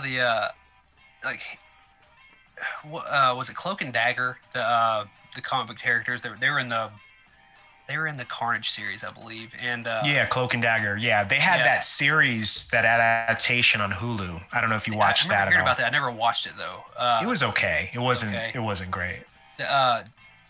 Some of those little series they either take off or they don't. Like Jessica Jones started off strong, and then it got kind of whatever. And then what was the other one that the Jessica in the same universe of Jessica? The Luke big Cage? Daredevil. Yeah, Luke Cage. I loved Luke Cage. I think he's a kick-ass character. Well, man. just because I'm a Wu-Tang fan too. So when that one scene where they're playing, bringing the ruckus and he's kicking ass, doesn't he meet one of them in a gas station or something? Like Yeah, he meets Method Man. Yeah, that's right. Yeah, gives him his bullet hole that was pretty sweatshirt. No, that Luke Cage is a badass character. I just felt the show didn't do him much justice. I wish. It wasn't a bad show. The second season was a letdown. The first season was good. That's just my opinion. The first half of the first season, when spoiler alert, when Cottonmouth gets killed off, that's like when it starts to kind of fall apart. At least for me, it did. Yeah. It's a very uneven season. And then Jessica Jones, they had the Doctor Who guy playing the bag. Oh yeah, David Tennant. David Tennant, that's right. He's a good actor, man. He's done a lot of good shit, and I've always loved the stuff that he does. But like I think, that guy was a creepy villain. He's a super creepy villain. No, that guy's kind of a jack of all trades. He can do a little bit of everything. It seems like. Yeah, he's really talented. And that was what I meant to mention earlier. We were talking about guy from Twilight playing Batman. And then, Pattinson. Yeah, Pattinson. And then I was thinking about Daniel Radclith from Harry Potter. It's like everybody just sees him as Harry Potter, but he's done some cool shit too, man. Like you just gotta really look for it. You gotta outgrow the Harry Potter, just like Pattinson has to outgrow Twilight. And Radcliffe, you can't deny it, man. Like he's, the dude. He's got talent. He's got talent, and that movie he did where he had the guns attacking. Guns Akimbo. Dude, it was really good. We reviewed that movie was fun. That was hilarious. That movie It was was a lot of hella fun. It's stupid, but my God, just turn your brain off and enjoy. I had a field day watching it. It was like you can't. I mean, if you get into that and you're just like, this is dumb because it's dumb. It's like, well, that's kind of the point. But okay. It's like, no, I thought it was cool, man. I definitely dug that movie a lot. So, I was reading up on some questions here, or the comments here. I keep kind of going back here and looking. Yeah. Paul Tackett says, check out Good Omens. I don't know if I watched that. Yeah, it's got that's David Tennant as well. David Tennant and who's the guy that plays the angel? Plays the angel. I can't remember his name, but he's really good too. Yeah, I watched that whole show. Actually, I watched that whole series. It wasn't bad. It was good. It was a little it dragged out a little bit sometimes, but I was into it though. That and I'm trying to think of other shows I've been watching. I'm just going back and watching a lot of movies and stuff lately because I don't get to right now. I don't get to watch a lot of TV except at nighttime. Usually, when I'm done for the day and I go to bed. But in the morning, I'll sit down and watch something. And like I said, I've been watching that anime that's about Zeus and everything. And so far it's entertaining. We'll see where it goes. But there are games like this winter when certain games start coming out. Like if any of you all know, actually in the comments you can tell me too. Like I love supernatural like horror games, and that is my thing. I don't like Silent Hill and stuff like that. I want games like that. So what about Resident Evil? Well, yeah, I mean, I played the shit out of that. I mean, religiously played that. But that's more like gore horror, like zombie. Like I want supernatural, Lovecraft, like fucked up. Like I like stuff like that. And any games like that, suggestions are always welcome because I'm always into playing games like that. And then, like I said, the God of War game that was just incredible. And then there is a game I'm struggling to remember the name of it. It's about it takes place like in the age of the Vikings. It's this girl. She loses her husband and she goes on a trip like down the river Styx like to find him again and stuff. And the visuals in this game and the vibe, I can't remember what it is. Oh man, but they're making a part 2 of it and it looks incredible. It's I've got to look at this game, man. But it's like it's one of those games like if you haven't played it, you've got to play it. I'm typing it in as we speak. You guys can feel free to fill up dead. Anybody in the chat know what this game is? Because I'm intrigued. Follow One Gaming, are you in there? Follow One Gaming, our moderator. If you're still there, let us know. He's like the lead gamer guy that's in my social circle, and so Joe. Oh, Hellblade. Hellblade. That's what it's called. Okay. Hellblade. The first one's called Sinuous Sacrifice. Sinua. I can't remember how you pronounce it, but dude, it was visually gorgeous, and it was a different take on playing a game, and it's like playing through a really good movie. And whereas the new God of War was a little more RPG based, and you kind of had to take some time to do stuff, and you level up and stuff. This game is like more. It's more the Hellblade one's more like streamlined, and you go through the story, and you got to kind of use your noggin to figure out some stuff. But it looks incredible, and they're doing a part 2, and you should just if you get a chance, look at the trailer for part 2. Yeah, and just the trailer alone is incredible.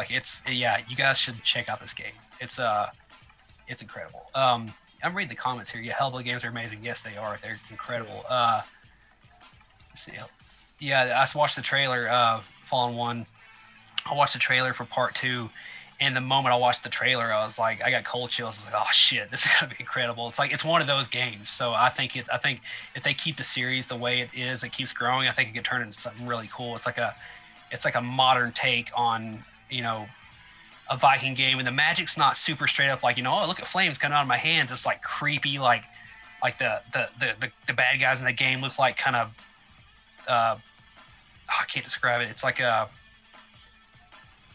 I know this is like plugging my own stuff. Did you watch our most recent video for Doom Woods, the animated video? I haven't seen it. Okay, well there's these deer-headed like people in the show in the video. I mean, and the game has people like that. It's very Norse, but legit Norse, not like the cheesy Norse. So it's it involves the runes and the magic's there, but you don't really know if it's there. But it's kind of vague, and it's it's done just right. The balance is perfect, man. You should check it out if you guys get some time to play a game. But BioShock, I actually started BioShock a long time ago, and I feel like that's a game you had to start from the beginning and really go through. I had some trouble getting into the first game, but I haven't gone back and played them yet because I have them all downloaded on my Xbox 360, but I haven't had that thing pulled out in forever. I was just reading the comics here. Kick-Ass was a good movie. Remember that movie? Yeah. The second one, not so much, but the first one was great. I didn't watch the second one. Yeah, it's not as good. It's not as good. Nicolas Cage brings something to that franchise, and without him, without him, it wasn't quite the same thing. Zombie user name said Fear. I've not played that one. Diablo, I've played Diablo religiously, man. I have it for Switch. Anytime there's a Diablo, but it's more of an RPG based. Yeah, game, I got Diablo. I need to get into that again. It's just sitting there collecting dust. But yeah, I have Diablo on the Xbox One. Diablo 2 I played a lot as a kid, but that's Phil Bozeman. Holy crap, dude! He has a demon hunter on the most recent Diablo. That's just literally is the most powerful dumb thing ever. He can just sit there and just dig in for hours on those games. Nice. And on tour, and I'm just like, man, I can do it for about an hour, and I gotta take a break. So the Switch version of Diablo has Ganondorf from Zelda. Is that a thing? Yeah, like in the Switch version of Diablo 3, they threw in Ganondorf in there. I did not read about that one. That's a good question, though. I did not know that was a thing. Wow. No, I did not know that. I'm reading here. We're kind of like trying to get Mark into gaming. Yeah, like that's like the one part of nerd culture that I'm not.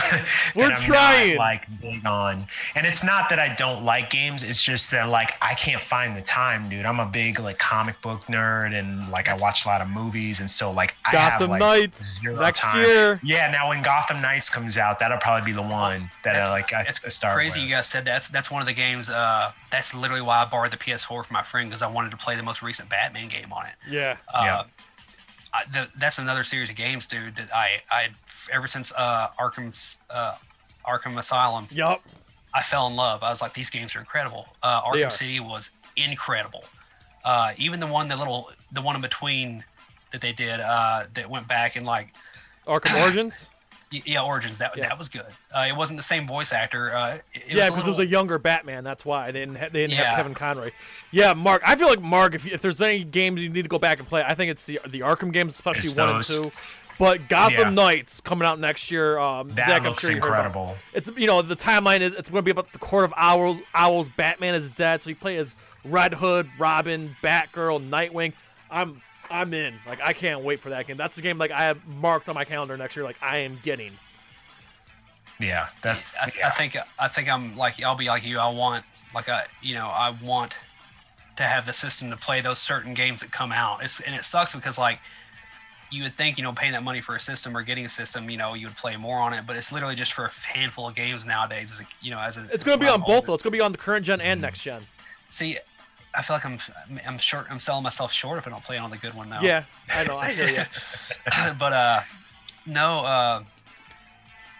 Because now with the video games, like, if I have free time, I'm usually doing stuff in this room. Like, Right. I don't write as much right now because we're recording, and like writing's been kind of hard for me lately as far as with being home. We had so much downtime. Like I had tons of time to write, but man, my head was just not in the space for it. But Yeah. this has been keeping me busy, and aside from that, like sitting down and literally forcing myself to relearn a bunch of math and watching these videos on electrical engineering and shit that your brain goes numb after watching it for 30 minutes. But I have to watch stuff over and over again to really let it sink in and write it down. I have to literally physically take notes like I'm in high school. Right. But that's the only way it sits in my brain though. So when I think to myself, like, if I want to play a video game or something, I'm like, man, I could be doing something that's a lot more productive. I'm not saying video games aren't productive because I get a lot of influence from video games. Like, even newer games, like I get a lot of influence. It creates a vibe inside of me sometimes that helps me really write stuff. And then if you go back to the older games, like the Mega Man games and stuff like that, the soundtracks, I mean, that's what got me into metal as a kid more than anything. And if we're talking about Mortal Kombat, and I'm sure I've told this to Mark before, Mark probably knows this, but Mortal Kombat is the reason I got into heavy metal and music to begin with. Like that video game, aside from maybe some Mega Man soundtracks, like that video game alone is what got me into metal because I was so obsessed with the game as a kid, like 1 and 2. And when the movie came out, as a kid, I was like, I didn't care how bad it was. I was in 5th grade. I was like, I'm going to go watch this movie. And I went to I think I saw it in theaters like 4 times. Yep. My poor parents. I felt so bad. I was right there with you, man. I lost my mind when it came out. So when that came out and this, and as a kid, I was like, I want the soundtrack, and I wanted the soundtrack for that cheesy fucking theme song. I didn't want it for anything else. But then when I got the soundtrack, lo and behold, there's Fear Factory on it, Napalm Death, GZR, Typo Gravity Negative, Kills, GCR, like Typo Negative, yes. And yeah, I was like, what the fuck is all? Because the heaviest thing I'd heard at that point was like maybe the Black Album from Metallica. My brother had it on tape, and I was listening to that a lot at the time. But then I got that that Mortal Kombat album that just blew me away, and then from then on it was like Fear Factory and Typo Negative. And then I got into high school, in like 8th grade in high school, and to answer Cindy's question about earlier on, actually, song that means something to me. There's songs that aren't metal that mean something to me, that really speaks to me, but in the sense of metal, and since that's, my career and everything, my friend gave me a tape of In Flames, The Gesture Race.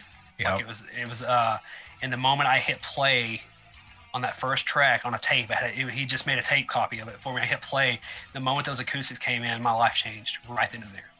Right then and there, my life changed when it came to music, and that's what did it, man. That's like that beginning track of that song, and that just is game over after that, man. That song, for some reason, to this day, those acoustics come in, and I just still have this feeling with it. And but that's just in the sense of metal. Like, there's other songs that aren't in the genre of metal that still speak to me like that. It's just hard to narrow them down because, I mean, as a kid, you hear these songs and you get all nostalgic about stuff, but there's one you can still listen to, like it's so cheesy, but Bob Seger, Ramblin' Gamblin' Man, that song, for some reason, it can come on the worst day of my life and I still get in a good mood because of that song. Something about just something so silly, and the fact that a song can do that is what makes me love it even more. And it's really silly to say that, but it's like little things like that kind of make stuff over time, kind of make songs stick with you more as time goes on. But but yeah, just an example. But I love Bob Seger too. Don't get me wrong. I'm a big fan of his stuff as well. So yeah, I gotta ask because we got a lot in common, man. But my favorite band is Soundgarden. Are you in Soundgarden at all, or anything that Chris Cornell's been involved with? I got into Soundgarden as I got older. My first experience with them was Road Rash on PlayStation. They were on the soundtrack, and Rusty Cage was one of the songs. Yeah, nice. And so I fell in love with that song, and then I ended up getting Soundgarden. I borrowed a Soundgarden CD from my friend. I think it was Down on the Upside. Is that the name of it? Yeah, I love that album. Yeah, Pretty Noose. Soundgarden, the Outside heavy, World. Man. They had some heavy shit. Yeah, especially their early stuff. Yeah, those first 3 Soundgarden albums, metal, hands down. There's some songs I can't really get behind. Like, I mean, when I say can't get behind, it's like it didn't speak to me as much as a kid. Because as a kid, you don't know what you want as a kid. So like, as a kid, like I think like songs like Spoon Man, I just heard it too much. Yeah. Great. As I get older. Oh yeah, radio killed Super Unknown. So. But regardless, no, Chris Cornell is phenomenal, dude, and I loved some songs from Audioslave. I don't deny it. Like, there were some songs from Audioslave that I really loved, and it's funny you say that because when he passed away, I got to thinking, I was like, man, who could ever replace him? And I don't know if you guys ever heard of this band called Big Wreck. Big Wreck is the singer. If you ever go listen to him, the moment you hear this guy sing, you'll be like, that's Chris Cornell. Oh, wow. And I'll check that out. This guy's vocal, he is extremely talented. His recordings sound incredible. The music's incredible. It's just rock and roll kind of stuff. He's been around for a long time. Big Wreck has. But you should go listen to him at some point. If you want that taste of like some Chris Cornell vibes, dude, he's what's up. The guy from Big Wreck. I can't remember his name, but that band is incredible. But yeah, it's just straight rock and roll with some. It's got some like bluegrassy vibes to it too, but like not cheesily done. It's just really, really good rock and roll. I'm reading some comments here. Let's see. Let me catch up. I keep missing stuff. They're loving it today. Everyone's having a field day in the chat. I'm seeing the chat. Turn on the game. Sorry, I'm sorry for the Dead Space fellas. No, you're fine. If you want to tackle them, go for it. I love Cindy's comment where she says Mark equals Pong. Man, that's true. That's how old I am. Boop. Hey, dude. Actually did have Pong on the old like Atari 2600. That's way before you guys' time. That's video games to me. Yeah. We had my parents had one when I was too young though. Like they had gotten one, and I was just young enough to not really. I'm talking like 2 or 3, so I vaguely remember it like in my head, but I can't remember I remember trying to play it as a kid, but I couldn't really figure it out. But I was too young. So the Nintendo was definitely where I picked up and started learning it. So yeah, right. See, there's Nintendo and Super Nintendo, Sega Genesis. That was like what my DNA. Right. Yes, Sega was Sega. Man, I remember as a kid, like you know, the year everyone started getting PlayStations. I'd only had a Game Boy for years. That's all I had as a kid. And so, you know, I mean, I still had the same Game Boy too. It is worn out. Like it barely works. But the year everyone got PlayStations, my parents, you know, obviously Super Nintendo and Sega were on sale. And so one Christmas, and every Christmas my dad used to rent a Super Nintendo for us to have during Christmas break, like from a, you know, video store. Yeah, does anyone remember those? Oh yeah, right? So finally one year though, one Christmas I got a Super Nintendo and a Sega for Christmas. Dude, I didn't care about the PlayStation. I was on top of the world. You know what I'm saying? Like, because that was like game changing for me. And the first game I bought and owned for my Super Nintendo was Super Metroid. Yes! And, yes! Yeah, oh my god, oh my god, dude. Yep. Super Metroid. I spent my whole childhood, man, because man, that game was so hard. And like, this was before hard. The internet. We would like gather at lunchtime or at the playground. Like, yo, how'd you beat this in like Super Metroid and Legend of Zelda? We didn't know. There was no internet to tell us. We all had to like figure it out for ourselves. And like, we probably spent like the whole school year trying to beat it. Like, but man, Super Metroid still holds up, man. Oh man, dude, yeah. And the funny thing is too, the Super Nintendo and Sega games aged a lot better than PlayStation and Nintendo 64. That's just my opinion. They sure did. I think they did too, because I can still go back and play some of those. Yeah, same here. I got the minis. I still have the Nintendo Power with a Super Metroid cover, and I still have the Nintendo Power magazine with Mega Man X on the cover. I literally used to open up these magazines and look at them just to imagine playing the game. That's how lame I was. So like, because I didn't have the systems. So like, when I finally got to play Mega Man X, dude, it was like a life-changing thing for me because I had dreamed about playing this game so long. And yeah, I mean, it's just that's the impact. It is silly to say, but like that's how big of an impact video games have on me sometimes as a kid. And someone asked on there, what about favorite game to movie or movie to game? Game to movie was a good. I thought Silent Hill was decently done. I don't know if y'all saw the movie or not, but yeah, I saw the movie, but I never played the game, so I played the first two quite a bit. Good creepy games, and the movie I went back and watched it again recently. It had some, it has some parts like whatever, but like just the overall vibe and the creepiness and like the gruesomeness of it is pretty incredible. So like I thought that was a good game to movie or movie to game, and I hate to say it, but Mortal Kombat didn't nail it. They didn't. You go back and watch it, like I mean, even the second one was rough. Second one, no, I hate the second one, but the first one still to me holds up. The second one, yeah, I could care less. Now, Zach, did you see the web series at all? The Mortal Kombat Legacy. YouTube? Was that the one that was on YouTube? Like yes. Fan-made? Yep. I watched it to an extent. I didn't get through all of it, but I was like, man, this is actually, if they could go this way with it and make it happen and work, it'd be really cool. Like, I definitely thought it was onto something. Yeah, and there's a movie coming out next year, but obviously with everything going on right now, who knows if it's going to come out in theaters or go to streaming. But yeah, they filmed the movie already in Australia. They just haven't released a trailer yet. I guess it's done. It's in post production. I'm hoping it'll be good. Yeah, it supposedly had like a January release date, but I think that's going to get pushed because it's already like almost November. We haven't even seen a teaser for it, so I think they're going to push that probably to 2022. I hope they do it some justice. Like they gotta put a different twist on it, man. It's gonna be rated R. Oh, good. I mean, that's what it needs to be. It needs to be rated R. Yeah. I don't think they should do it or try to do it any other way. At this point in time, yeah. Yeah, exactly. And someone made a comment about a Mega Man movie. I don't think you can pull off a Mega Man movie without it being super cheesy. Like, I mean, I could see maybe like an animated movie. I think there was an animated Mega Man that came out like in 2002 or 2003. I could be wrong. There was a cartoon that used to come on Saturday mornings at like 6 a.m. Like, so as a kid, I only ever got up and maybe watched it twice. But I never saw the animated movie or anything like that. There's a fan-made movie on YouTube that if you want to laugh your ass off, go watch it. It's so bad, but it's hilariously bad. But yeah, I don't think you could ever make a Mega Man movie without it being cheesy. You just can't do it. Like, you can't. Right. And it's crazy too as Mega Man evolved and the video games evolved for technology and everything.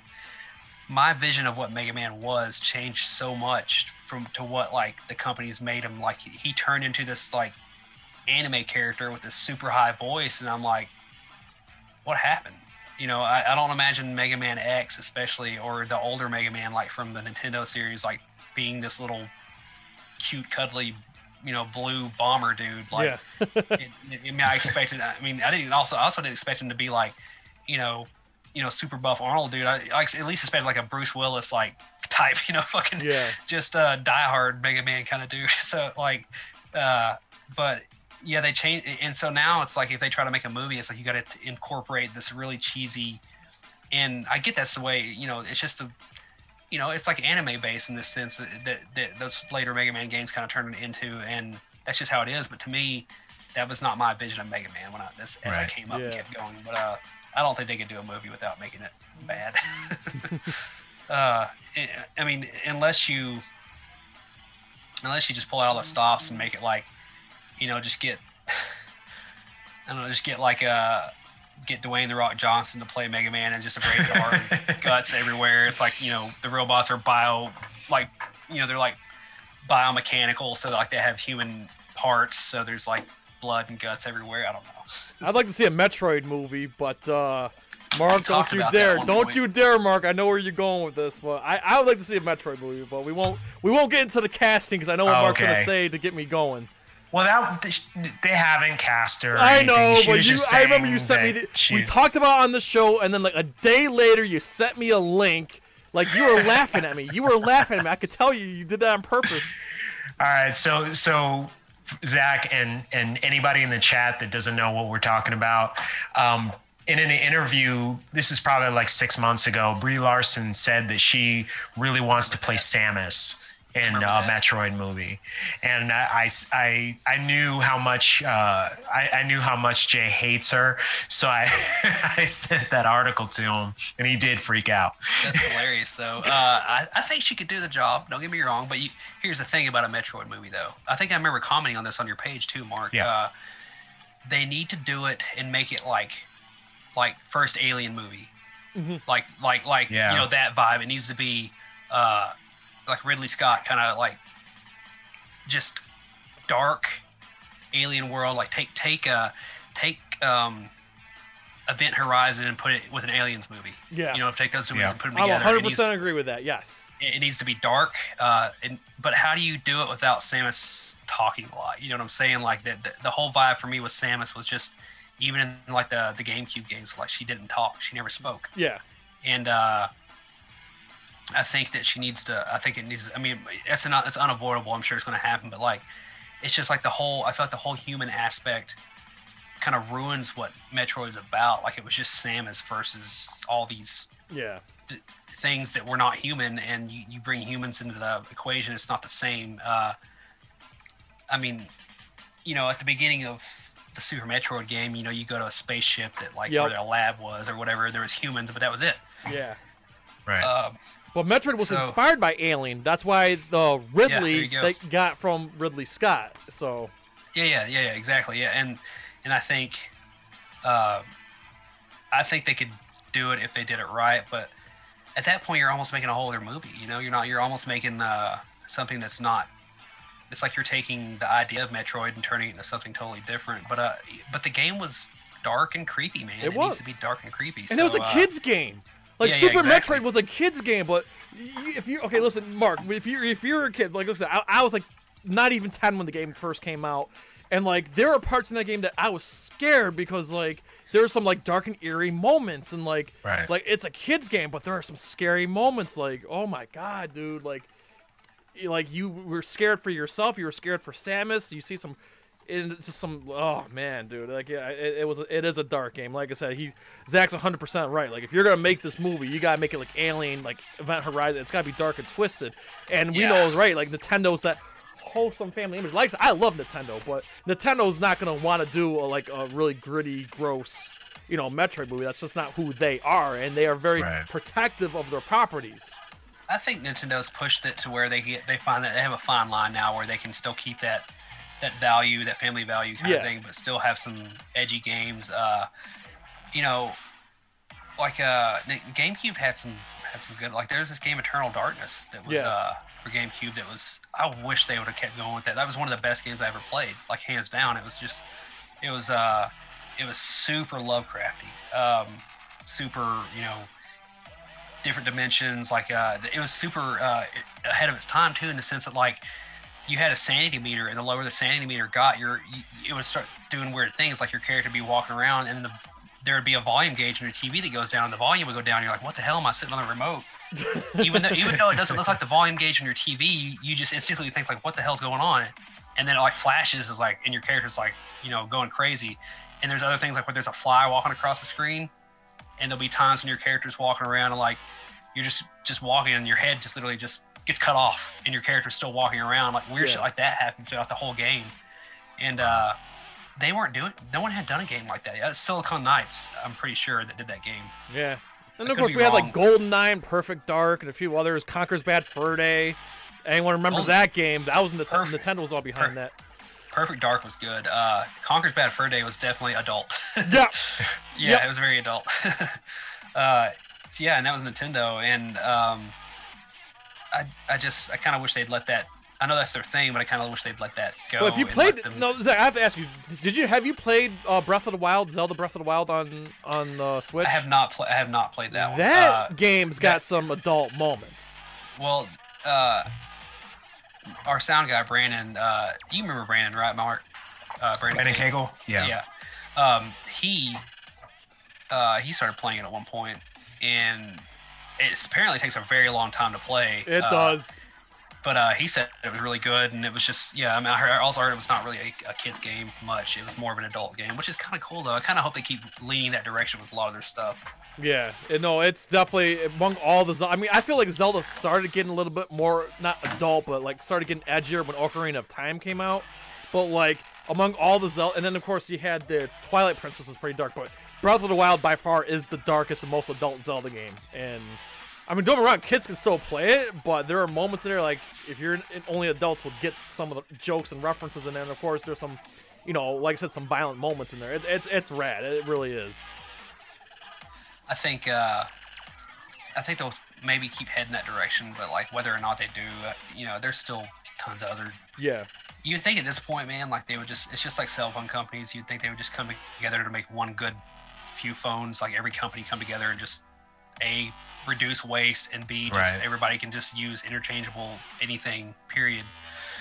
But you would think Nintendo, like the video game companies, would do that too, like, all under one umbrella, and they all can kind of do their own thing. But, whether or not that ever happens, we'll see. But I think, with PlayStation being out there in 360, they'll cover all the stuff that's more adult anyway. But, and as far as the Xbox, I guess if PlayStation 5 is about to come out, is Xbox One gonna do? What's their next system? Is it even? Yeah, it's Xbox Series X. Oh, okay. It might as well be a computer tower at this point, I guess. Yeah. No, I plan on getting it, but I'm not getting it until next year. I'm waiting until next year because of the one, tax return, and two, there's really not any launch titles that I'm like excited about. All the games I want come out next year. That's Gotham Knights, Resident Evil 8 are the two games that I'm gonna buy next year, and that's what I'm waiting for. The last Resident Evil I played was 6, and it was, you could play through like 3 different stories. 6 was lame, dude. You gotta play 7, and then the 2 remake. I heard 7 was really good, and I literally have the 2 remake downloaded. I have not played through yet. Oh man, enjoy. Yeah, I just haven't played through yet. I've been waiting. I'm sitting on it because I wait till winter to really kind of dig into the 3 remake was good, but it was way too linear, and I beat it in one night. But the 2 remake is phenomenal. That might be the best Resident Evil game to date, in my opinion. Shout out to Fallen One Gaming. He's a diehard Resident Evil fan. No one's a bigger Resident Evil fan than him. And also, I'm a huge fan of that podcast that Dion's friends with their Jill Sandwich Shop. Great Resident Evil podcast. I have to challenge your opinion there and say 4 is the best. Resident Evil 4. I would have done a rage battle. It changed. I know a lot of people love 4. I wasn't too big on 4. It's just I liked the old school Resident Evil. I wasn't too when they went action oriented. I lost it a little bit. I'm not saying 4 was bad. I prefer classic Resident Evil over action. I feel that because I played a lot of 1 and 2, but 4 was just it was literally a game changer. As funny as it sounds to say that, but like 4 was incredible. Scott Bannock, I know you're out there. I'm waiting for him to say it. There he is. Yeah, there it is. I was waiting for that. He's a personal friend of mine. I knew he was gonna come at me. No, I think 4 was it opened the doorway for a lot of games. And then you're right. Look at Dead Space. Dead Space is one of my favorite series of video games. Gears of War, but like, dude, Dead Space 1 and 2, holy crap! Like Dead Space was the first game I bought for Xbox. When I bought my Xbox, that was the very first game I bought, and another one of those games that just changed my life, man. Dead Space was incredible. Another one of those games that was just creepy. It had combinations. It just had everything good in it. It had like the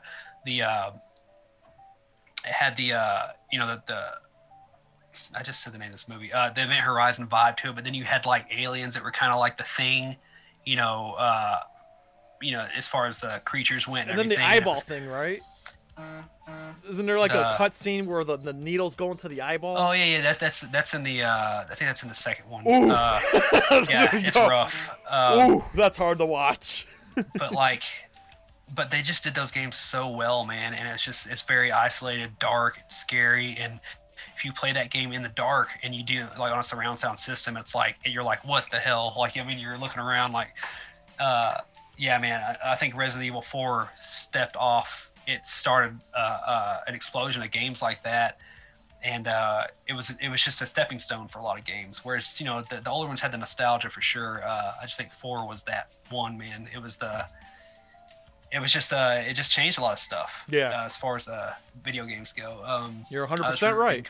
I'm not going to dispute that. It's just I'm just picky. I just prefer the old school. You're right. I think the nostalgia of the old ones are incredible, man. Yeah. I remember the first time I used to hang my best friend Brad that I grew up with. He lived across the street from me, and he had a PlayStation. So I'd and I think whenever Resident Evil 1 came out, I stayed the night with him one night, and we rented it on a whim. We had no idea what the game was going to be at all, like no clue. Mm-hmm. So we got it, and that first scene with the zombie turning around, and you see the zombie, like we'd never seen a video game like that before. And that was another one of those moments where we were just like, holy shit. Yep. It's like, here it is. I remember too. Yeah, our lives were changing at this very moment, and that was it. I mean, because we always used to rent horror movies and play video games. That was it. So. Yeah, real quick, before we go, like they're actually rebooting Resident Evil, the movie, and they're making a new movie, and it's going to be actually more based on the actual game this time, set in 1998 or whatever, and it is going to be about Chris, Jill, Wesker, and all that. So, really looking forward to see how they pull that off. I think if they do it right, it's like just like I know I've been saying that a lot, but like literally it just has to be done right, because I feel like if you ask me, the first Resident Evil movie was cool because it hadn't been done yet, and it's nostalgia, and like we're all. And I like Mia Jovovich. I think she's a great actress, and she's easy on the eyes for sure. She looks great. She's gorgeous. But if you ask me, I think that every movie following that was a tax write-off for some big company. So, because I'll be honest, man, those movies had budget and they were still so bad. I didn't get it. Like, I didn't get what was going on. I was like, why are these movies look so good and they're done well, as far as like there are obviously some time and effort put into them, but yet the story is just bad writing. Bad writing. Mm-hmm. So it's a bummer too, because I'm sure somebody finally saw it and was like, look, this needs to be done right. And if they do the remake and they do it correctly, because you can almost make it a good mystery, a good mystery movie as well, and with the zombie edge to it and everything. You could do it correctly. You just got to put that edge on it and have that combination of things sit just right. And I thought the first one created a vibe that was kind of cool, but then it kind of got, when she started doing the crazy martial arts and stuff and the action scenes, it was more of an action movie than it was a horror movie. It was cool. I mean, it was cool, but I think they should have stopped at the first one. So.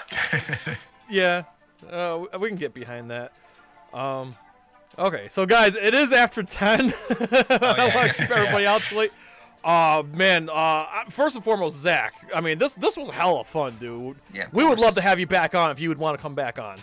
Anytime, man. You know, we'll be done with the album, and like I said, we'll take off for Thanksgiving and everything, and then we'll be done with the album, recording the drums probably within the first 2 weeks of December, and then we'll have the holidays, and after that, we're free game, man. So like, just you know, Mark, or you hit me up anytime, man. I'll do it again. Awesome. It'd be a lot of fun. Yeah, man. Thanks so much, dude. Like, you know what I mean? Like, it means a lot to us that, you know, in the middle of you recording and doing all this other stuff, that you take a couple hours and kind of just hang out with us. Yeah. So I really appreciate it, man. Plus, I mean, I haven't talked to you, like, you know, actually like talk to you in a really long time. And this has been a really great way to catch up, man. Yeah, so much thanks. Yeah. No, thank you. I mean, you know, I love the guys in my band, but I can't sit down and talk with any of them about this stuff. I mean, like none of them are, you know, none of them are into the stuff like I am like this. So it's nice to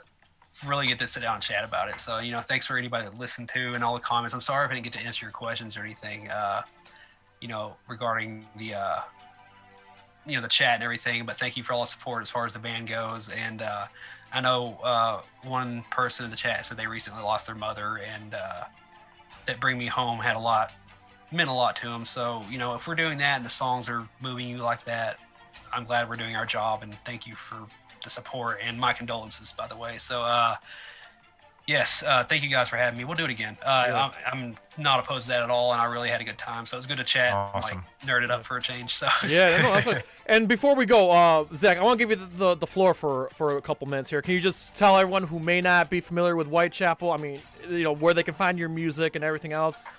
Oh, of course. Yeah, you know, if you listen to rowdy heavy metal music, you can find it on Spotify, Apple, YouTube. You know, you can download it from Apple. Yep. Links in the description, by the way. Yeah, yes, and pretty much anywhere that has digital media, you can find our music. And you know, we've been a band since what, 2000? I think the band started in 2006, right? Yeah, 2006, and then we've been touring since 2007, I guess, or 2008. Yeah, thereabouts, and.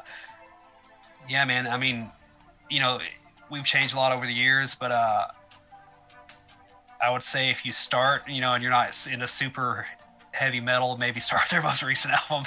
It's a little more calmed down, but yeah, anywhere that has digital media, you can find our music. You can order stuff online. We have vinyls all over the place too. So metalblade.com has vinyls, and merchnow.com is our merch store.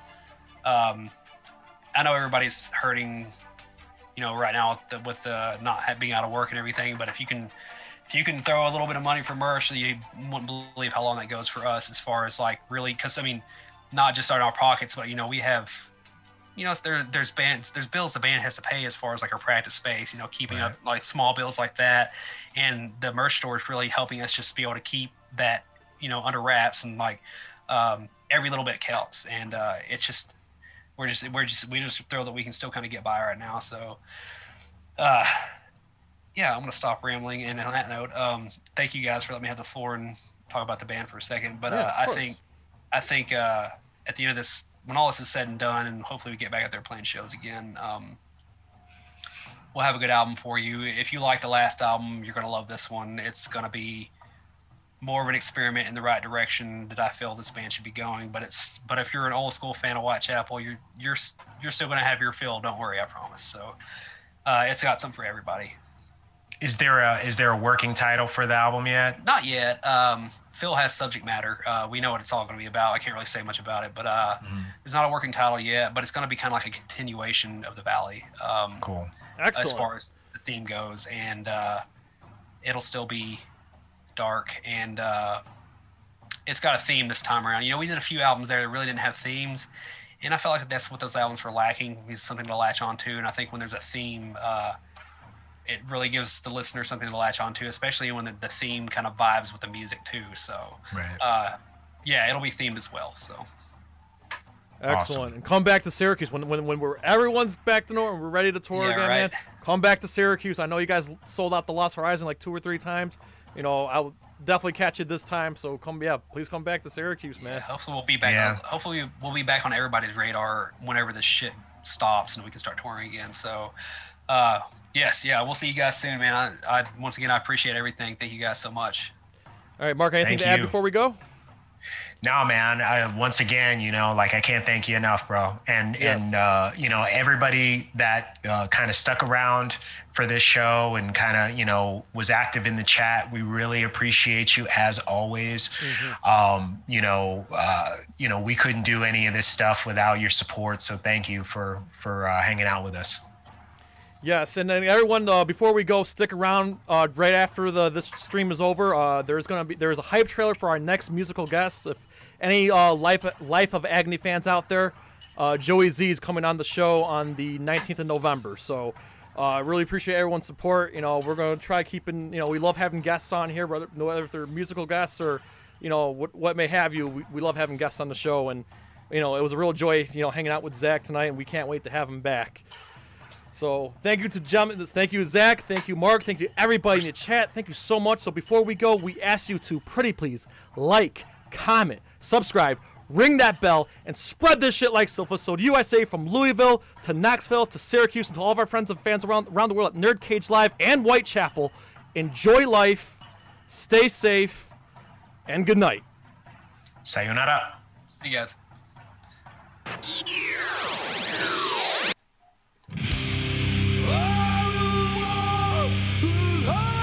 That was cool.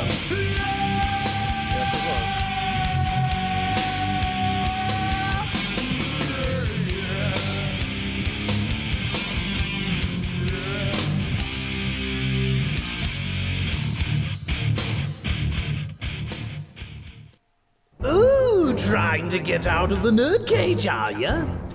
Well, before you go, hit that subscribe button. And if you're really intrigued, ring that bell. Thank you for dropping by.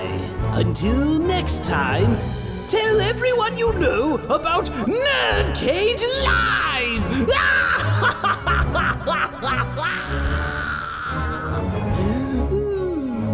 Live!